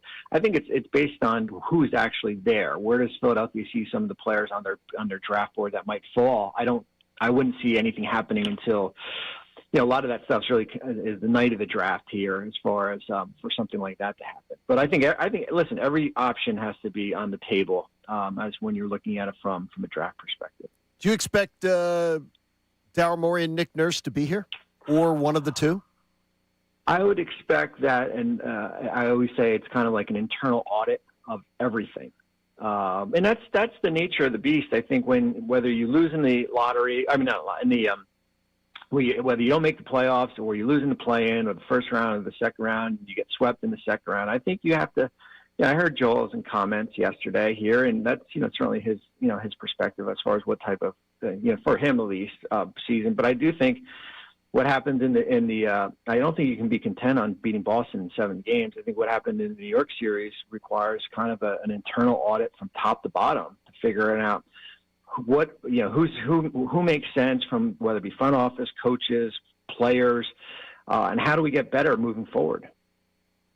Bobby Marks, ESPN, joining us here on Kincade and Salciunas. You mentioned Embiid and Embiid looking at the front office. That's been a big talking point, especially this morning. And it all goes back to this Jared McCain trade. I'm curious, Bobby. I know people are tired of hearing it every once in a while. What did you make of that trade? When it first happened, did you believe there was another move coming the next day? And then when no other move happened, your overall analysis on that move that happened? I just think listen, if the goal is to bring back Quentin Grimes, then I think, I understand it. I think what happens in free agency will kind of magnify this trade a little bit more. If it isn't and he goes elsewhere, then it really leaves you exposed because here's a player on a rookie contract, a controllable rookie contract at a really low salary, and a guy that could, listen, you probably wouldn't have won the Knicks series here, but it does add a nice piece, a nice player off your bench and everything here. So, I mean, it's everything. I don't think if you don't make the move unless you think you have something up your sleeve. It's kind of like almost like we talked about draft as far as it's contingent on certain things happen here. Like, you can do A and B at the same time, and they did A, and there was no B. So you figure out now who the best player at number 22 is. But McCain certainly could help you, but he's not here. He's in Oklahoma City. He's having a helping heck them of a playoff run. He's helping them. Yeah. He's helping out. And listen, it's a great trade for Oklahoma City. I mean, it's a great trade. It aligns basically how they've built their roster and, with a lot of these young players. Gosh, it's bad. It's just bad. It's a fan base that right now is shaking their head and looking back at the process. When you look at the process as a whole and what went on, what do you think derailed it? Well, I mean, availability. I mean, that's the most important thing. The availability, timing, there's a lot. I mean, there's a lot that kind of goes into missed opportunities. We know it goes back to that Atlanta series here. So there's a lot to it. But as you guys know in this league, availability matters. When you can roll out your guys, your top guys, and keep them in a lineup together for long stretches, you can go pretty far in this league. But when you have kind of a rotating door, whether it be injuries here, you're winning 45, 46 games a season. Yep. Bobby, we appreciate the time, Thanks, man. Bob. Thank you so much. And Thanks, I'm guys. sure we'll talk to you again soon this offseason. Appreciate it. Thank you. There he is, Bobby Marks. This offseason for the Sixers. The offseason has not started yet for the rest of the NBA, but the offseason has started for the Philadelphia 76ers. I never would have thought last Monday that we would be talking about offseason for both of our teams. Oh, I thought we were at least midway through this week still talking about at least one of the two teams. I didn't really feel all that great about the Flyers. I thought Flyers were going to go to a Game 5, so I thought there'd be a Game 5 of the Flyers, which would have been tonight. And I thought that we were going 6 in the Knicks-Sixers, which would have gone till Thursday. This is incredible to me. This is the fact that we wake up today with both teams. And I think back to last Monday's show. I went back to YouTube yesterday and watched some of what we had from last Monday. Dude, it was so much fun. It's incredible. That is it was the most disastrous week in Philly sports in a long time. Both teams got swept. And first time in the history of Philadelphia sports where both the Flyers Now- and Sixers were swept in the first round. But I'll tell you this, man. Was I proud of the fan base on Saturday night? The showing at the end of that, the showing that the fan base gave that Flyers team. Yeah, off they the ice. deserved it, That man. was fantastic. Yeah, they deserved it. And the National to watch yesterday morning at the gym, I'm seeing them saying SportsCenter going, boy, the Philly fan base, was getting applauded on SportsCenter going, Philly fan base trying to change the narrative. Look at this. And even going, you're not going to see this in many cities where you're going to get this kind of reaction. And then less than 24 hours later, we're getting mocked as a sports we're not a city. we're not a sports town. We're not a getting good mocked as a sports sports city. And look, it's fair game. It's fair game. And it's trouble. All right, let's go. Glenn wants to talk about it yesterday with the fans. What's up, Glenn? Hey, good morning, guys. What's up, But by the way, I actually think that it shows that the Sixer fans and our sports fans are actually savvy by not falling for, by seeing through the ruse that the management or ownership has mismanaged not only the GM position, not only the roster position, roster management. The ownership has mismanaged everything, going back to the guy with the burner accounts who screwed up so many drafts, to Morey, mismanaging Harden, mismanaging the McCain situation on sell high. Now, granted, whether there was another shooter fall and he got taken, whatever the case may be. Listen, after getting swept 4-0, you usually can't. I mean, it's hard to be pissed, but I'm pissed because first of all, the Knicks fans are generally frauds. They've been a joke of a franchise for pretty much most of my adult life. So for them to come around, okay, great. Haley's Comet comes around. They still haven't won. They haven't even made a finals yet either since the 90s themselves. So they can calm down. They can slow their roll until they, win something. Glenn, And like let's said, be honest, and I think we're all big boys and big girls, and we can be honest with ourselves. Jimmy Rollins was right, and it's not just about Philadelphia. It's you're gonna show up when your team's good. Like that's how it works. Yeah, but there's a big difference to what happened yesterday. What happened yesterday was a freaking embarrassment. No, but Glenn's talking about the Knicks fans that are out of nowhere. And the Knicks fans are out of nowhere, but we do that too. Yeah, we all do it. We do it too. The Philly fans, what about 2022? Philly fans showed up in late September and October. No, you're right. You're right. And maybe because I'm just pissed off, and that's probably the bigger reason.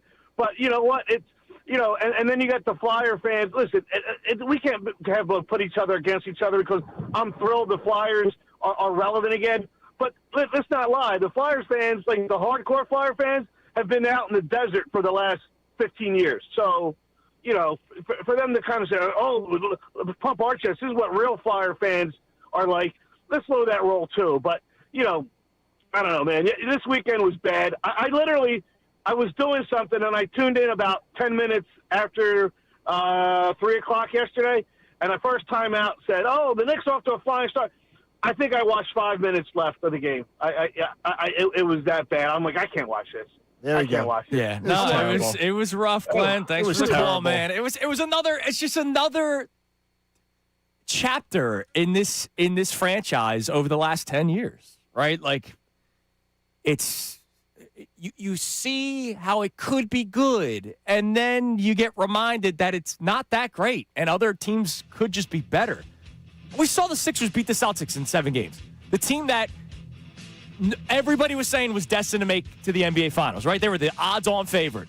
And the Sixers had the incredible, miraculous comeback. Down 3-1, they win it. It was incredible. And then the same thing happens. Embiid gets hurt. He doesn't play well game 1 because of the injury. He misses game 2. You're now down 2-0 in the series. You start questioning about, just how good certain players are. What are you going to do this offseason? Who's calling the shots? Is it even Daryl Morey? They've gone through high-paid coach after high-paid coach, high-paid executive after high-paid executive. It doesn't matter. It has led to nothing. It has led to not even getting out of the second round. Now 25 years going. All right, coming up next, Adam Aronson will join us to talk more about the Sixers season coming to an end. But what's next? Does he hear anything about the future of Daryl Morey? We'll find that out next year on The Fanatic. Now on 97.5 The Fanatic Sports Update. Both teams swept. I'm Connor Thomas, and the Sixers and Flyers both got swept in the second round of the postseason. Those series coming to a close over the weekend for the Sixers. They were blown out yesterday in Game 4 against the Knicks. 144-114, the final. After the game, Nick Nurse talked about New York just being the better team. I mean, listen, we got beat by a really good team that's better than us tonight. I mean, I think nobody wants to lose the way we did tonight, without doubt. But our team went through a lot of ups and downs, and I think we hung in there really well for the season.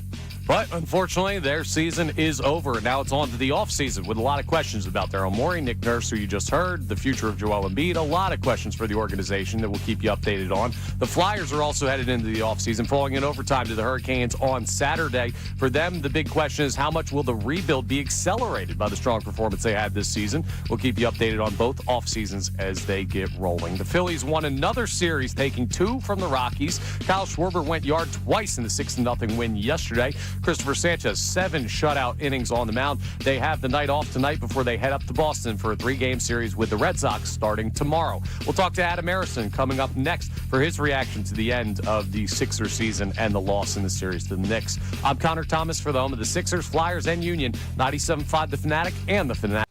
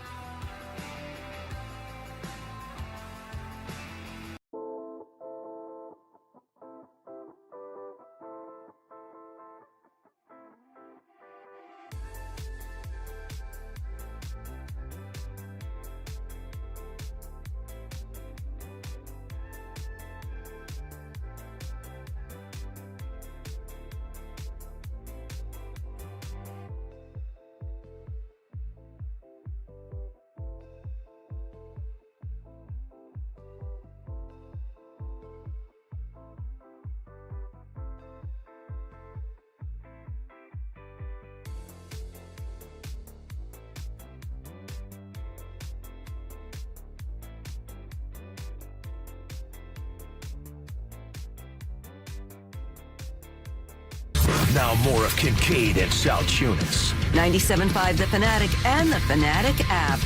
The final hour of Kincade and Salciunas is presented to you by The Bagster. It's a dumpster in a bag. You can get yours today at Home Depot and Lowe's. You need details? Go to Bagster.com. All right, well, we've been talking about them all show today. Sixers get swept by the New York Knicks. They get destroyed. They, again, the most effort they put out there yesterday was getting to the arena.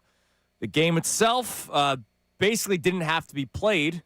First quarter, they're down 19, and they end up losing by 30, so much for that. 43 points?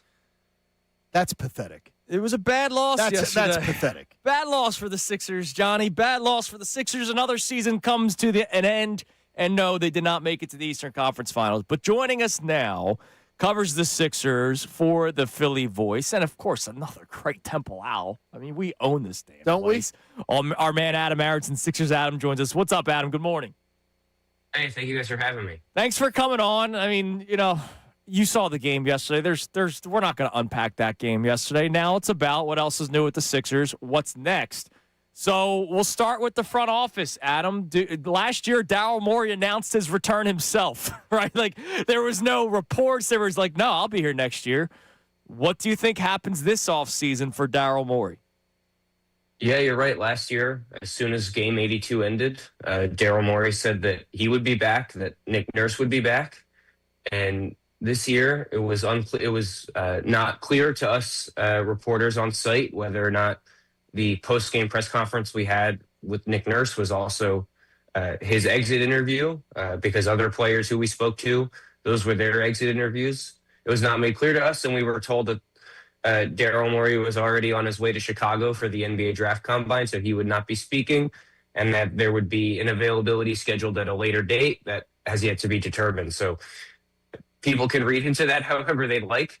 I think it's interesting. I think 2 weeks ago, it felt implied that both of these guys would have their job statuses seriously considered at the end of the year. About a week and a half ago, when they beat Boston, it seemed implied that they had bought themselves another year. And so I guess it's fitting that now we've landed somewhere in the middle where we're not exactly sure what's going on. But whatever the resolution is, I'm sure we'll become aware of it sooner rather than later, as there is, an off season to prepare for, and there is a combine that is about to start. And so I think hopefully we'll know sooner rather than later on both guys. Is it crazy that in a matter of a week, a job status could become in jeopardy? Yeah, I think it's this entire thing has been pretty crazy for 2 weeks. I mean, this is a team that after Game 4 against Boston looked completely dead in the water, and then puts together the best 3-game playoff stretch that the Sixers have had in the playoffs in 2 decades, and then follows that up with a complete stinker, getting embarrassed in a 4-game sweep, and having its arena taken over by road fans to a degree that I've never seen in any NBA city, let alone this one.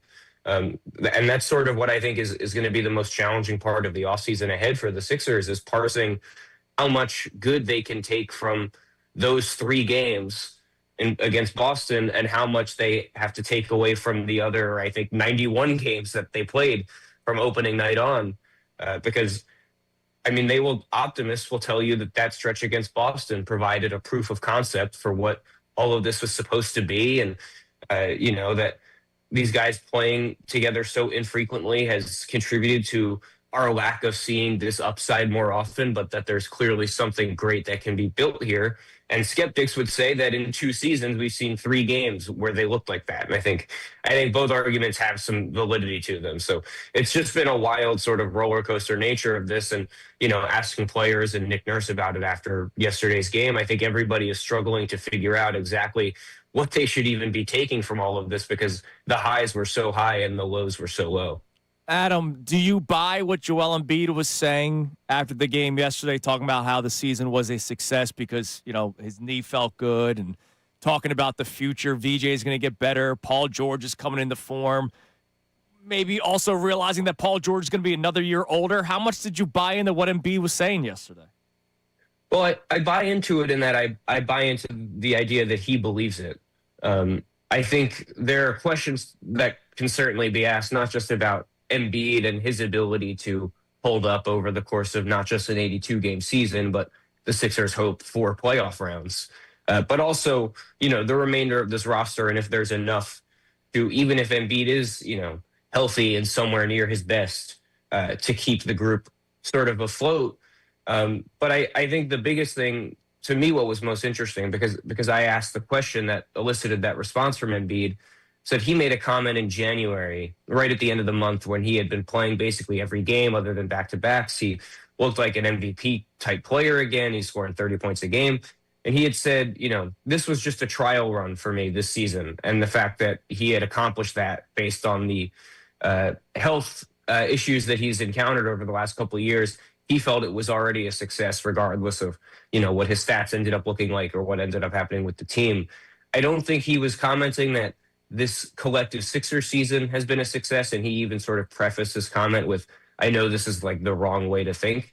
But I think he genuinely feels that, based on the fact that he went into this season having very little idea how often he was going to be able to play or how well he was going to be able to play, the fact that there were at least these fleeting moments of being a dominant force to him constitutes success. And I say that completely understanding the frustration that will incite from a lot of people in the city, and I completely understand why. But I think his point of view is, he didn't know, he said, I didn't know how much I had left in the tank at any level, let alone at the level that he reached at times this season. So the fact that there were multiple prolonged stretches of him playing like a dominant force, I think he takes that to mean this is a successful season, and that, with better health, and he believes his left knee issue, which was the thing everybody was worried about coming into the year, with that in his mind resolved. And, of course, we'll wait and see on that, too, that hopefully the outlook for him long term is a lot rosier than people probably anticipated. How can they sell, I don't just want to say tickets, but sell to this fan base? Yep, we're rolling it back. Philly fans can't let Dave Dombrowski do that after 4 consecutive playoff berths where there actually was a little bit more promise than what the Sixers have had. How could the Sixers think that the city's going to be okay with it? It's a good question, and this is something I've been writing about all year, because when you look at, the cap sheet that the Sixers have, particularly, the big difference between basketball and baseball in this instance is that Dave Dombrowski has a lot more maneuverability just because there's not a salary cap. The Sixers have to operate within the confines of a very restrictive, very complex salary cap. This team, I think, is going to look a lot similar next year. I think we're going to be seeing many of the same players back, because given all these issues that we've talked about and everybody has spoken about ad nauseum with Embiid, I don't think anybody is trading for him at the beginning of a 3-year contract worth almost $200 million. And as much as, as easy as it might be to say, well, they should just dump him for whatever it costs, it's a lot easier said than done to do that. And I still can't even imagine a team being willing to do that, because I think you would have to accept being, not competitive at a championship level for 3 years if you want to do that, because until it's proven that he can play consistently, given the restrictive nature of the cap, having, a guy who is the second highest paid player in the league this year and is getting raises in each of the next 3 on your team is just not going to be conducive to winning. And so the only answer to your question really is that they don't have another choice. Embiid is here. Paul George, maybe does this post-suspension surge sort of resuscitate his value as a trade asset? It could. He was great after he came back from suspension. He looked way more explosive, but he just turned 36 a couple weeks ago. He's got 2 years and almost $110 million under contract. All it takes is one team, but I still think it's hard to imagine the Sixers finding a taker on him. You're not trading Tyrese Maxey just for the sake of making change. That would be even worse than the idea of running back this team. And then you look at the rest of the cap sheet. VJ Edgecombe's the only other guy making at least $10 million. So the Sixers are really locked into this core, at least for the next couple of years. And while I understand how tempting it is to sort of just call for change, and whatever that change is, it'll be for the better, I don't think there's much realistic change that they can make that is actually all that productive from a roster perspective. Adam, last thing, speaking of Tyrese Maxey, and I want to start off by saying I'm not trying to trade Tyrese Maxey by any means, but I've taken on the very difficult task and John has joined me in this battle of saying it is okay to be critical of Tyrese Maxey. Like, I know that we love him. And Adam, I know you talk to Sixers fans all the time through what you do for a living. There are a lot of people that are hesitant to be critical of Tyrese Maxey. Why is that, in your opinion? Well, I think part of it is I think people are understanding of the difficult hand that he's been dealt in that, like a lot of players on the Sixers, like most players on the Sixers, he doesn't exactly know what his job is on a night-to-night basis. And there are nights where he is, all right, Tyrese, you're playing 44 minutes and you're going to take 30 shots. Joel is out of the lineup. This is your game to win. And then there are nights where, Joel was playing and he got hot early and Paul George got hot in the second quarter. Tyrese ends up taking, 14 shots, 15 shots.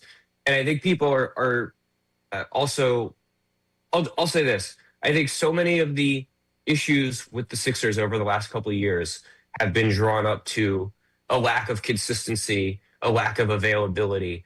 And so I think people look at Maxey, who in a general sense, I think is very consistent, at the very least is consistently available. He only had one injury this whole season, which he came back way earlier than expected from and played through a lot of pain in the playoffs. I think people don't view him as sort of representative of the larger issues with the team in the way that they do with Embiid and with Paul George. And so I think it's easier for people to sort of cut him some slack for, a bad series taking care of the ball against the Knicks, an odd series of, seemingly deferring a lot more than usual and not playing with enough aggression, letting the Knicks' aggressive double teams take him out of the game in a way that usually does not happen. He certainly is deserving of criticism the way any other player would be. That was a very low-level series for a player of his stature. But I think because Maxey does not represent what people have come to resent about this era of Sixers basketball in the way that Embiid and George do, I think most of the ire is sort of directed towards those guys. I think that's spot on. Adam, listen, man, thank you so much for the time. Keep up the great work for the Philly Voice, and we'll talk to you again as this offseason progresses. Thank you. Thank you guys for having me. There he is, Adam Aronson, Sixers Adam from the Philly Voice. I mean, look, and I get it. We love Tyrese. A lot of people love Tyrese more than they like the idea of Joel Embiid or the idea of Paul George. And we get that with every team. Well, there's not the bad taste in our mouth for that. Yeah. But there's going to come a time where you're going to start looking around and you're going to go, hey, man, that wasn't a good series. That wasn't a good series. It's okay to be honest. To point it out. Like, For gosh sakes. He wasn't that good against the Knicks. And he was terrible He's against the paid to Knicks. be good. It's okay to say he was terrible. And I'm not against putting it the all on him. And Embiid misses 2 games. Yes. Right? Like, the roster's the roster. So I need it to be clear. I'm not putting this all on Tyrese Maxey, but it's almost like we let him off the hook. All right, coming up next, more of your reaction to this Sixers. But also, last week, Johnny, I asked you, can the Phillies get to 500 by the end of this week? We'll update you on what they did last week and what they have to do this week to get there, because that's the only team we have now. Kincade and Salciunas, 97.5 The Fanatic. Kincade.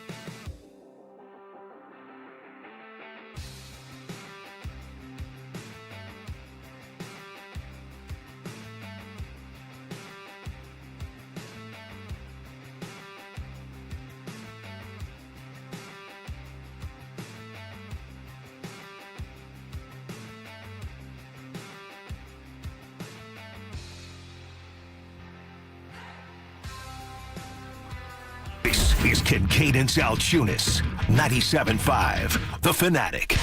All right, coming up at 10 o'clock, Middays with Marks, Johnny Marks, Sean Brace, Ray Dunn. Can't wait to listen to their thoughts on the Sixers getting swept by the New York Knicks. The Tony Jones article, who we will speak to tomorrow. Do we have a time on our man, TJ? 9:05 a.m. Eastern 9:05 Standard. tomorrow. Tony, his article is making the rounds right now because he talked about, and you pointed it out, I missed that part, that Embiid and many other Sixers were upset with the front office for the Jared McCain trade. I know a lot of you are tired of hearing about the Jared McCain trade. It's funny. Is the guys in the room, actually, they're pissed about it. Yeah, and remember, Embiid with the comments literally a week before the trade deadline saying, hey, we've been ducking the tax the last couple of years. I don't want to do that this year. And they still do it. They did it. And look, I still believe that it was not just to duck the tax. I still believe that it was to make another move. Daryl Morey said as much. I believe it was. I don't believe there's any way Daryl Morey was just ducking the tax. But that doesn't excuse the fact that he did not make another move afterward, because that means he misread the market. That's what it comes down to. It was a miscalculation. Whether it was the Kawhi, I know the Kawhi thing popped up. And if that's what it was, I'm glad he missed. In a way. In a way, I'm glad he missed. Because VJ would be, I mean, seriously, I don't know. It just never gets better. It never gets better. Same old right now. All right, Phillies. How about this? Todd Zalecki puts this out there. The Magic Mattingly. Phillies, number one batting average in the last 13 games. Mm-hmm. Ninth on-base percentage. Slugging's first. OPS tied second. Runs per game is fourth. The Phillies are red hot. Magic Mattingly. Haven't faced many left-handed starters. So let's put that into perspective. Yeah, because they were really bad at that. But they won the two games that they have faced. They have. Magic Mattingly, man. A coaching staff that's going about their business completely differently with their pre-series planning. They have a totally different regimen as far as planning, preparing the team, scouting reports, pre-draft, pre-series. I have no idea how in depth it's different. It's just a different approach that they take. They've also played the Giants, Marlins, A's, and Rockies, but they weren't winning those games before. And the Braves get to play them, and the Yankees get to play them, and all the good, and the Dodgers get to play them too. So I don't need to hear that. So the Phillies winning yesterday 6-0 improves their record to 19-22. Last week, at the beginning of the week, I asked, can they get to 500 before the series against the Reds? The Reds series begins Monday. So 1 week from today, they begin a series with the Reds. The Reds are in last place in their division, but they're 3 games above 500. Like the NL Central's insane. All 5 teams are above 500 in that division right now. The Phillies have 3 with the Red Sox starting tomorrow and 3 with the Pirates starting Friday. The Red Sox, remember, they fired Alex Cora, and that's what got this whole thing kind of started. The Red Sox are 17-23 this year. The Pittsburgh Pirates in that Reds division, 3 games above 500, but I look at the Reds as the better team. Can the Phillies get back to 500 by the end of the week? That's what we've been talking about. No. You still believe no? No. I still believe no as well. I say no. So they'd have to go 5-1. They'd have to go no. Math, yeah, they'd have to go. They have to go 24 and 23 would be the record. So they have to go 5-1. All right. Yeah, they got to go. They're not going 5-1. Now, if you could go, if you could put a 4-2 week together, and pick 2 up, then you're 1 under, and then come home, play the Reds, and be 500 by Memorial Day weekend. I will take that. You could start the Guardians series of Memorial Day weekend at home, and you would be at 500. I will sign up for that right now. That I could see happening. And the Guardians are a 500 baseball team this year, so you'd be 500 versus 500. And then it gets a little tough after that.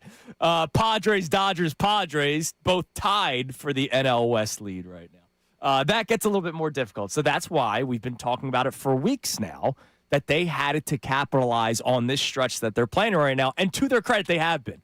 Right? We can make all the jokes we want about Magic Mattingly. They've capitalized over this stretch. They're 7-3 in their last 10 games. They've been winning a lot of baseball games, and they freaking desperately needed to do it. Do you have plans for Sunday afternoon? Haven't gotten Either that far. of you? I'm going to the final round of the PGA on Sunday. And I'm just going as a fan, going to walk around, just have a great time. Oh, probably icing my body because I have a baseball game. Okay, Wheeler versus Skeens. Let's go. Sunday afternoon. The crafty righty, Zach Wheeler. Wheeler, Skeens, Sunday afternoon, the finale of the Pittsburgh series. So you better have won the first two because that's going to be a hell of a matchup. Yeah. That's a brutal one. Or they'll do the most Phillies thing possible, lose the first two, and then Hang beat 7 on Skeens. Skeens. Right, and then do that one. So there's one for you tonight. And, of course, you got another great one, Luzardo versus Suarez. That's right. Thursday night, you get the matchup of the guy I wanted them to keep versus the guy that they signed to the long-term deal.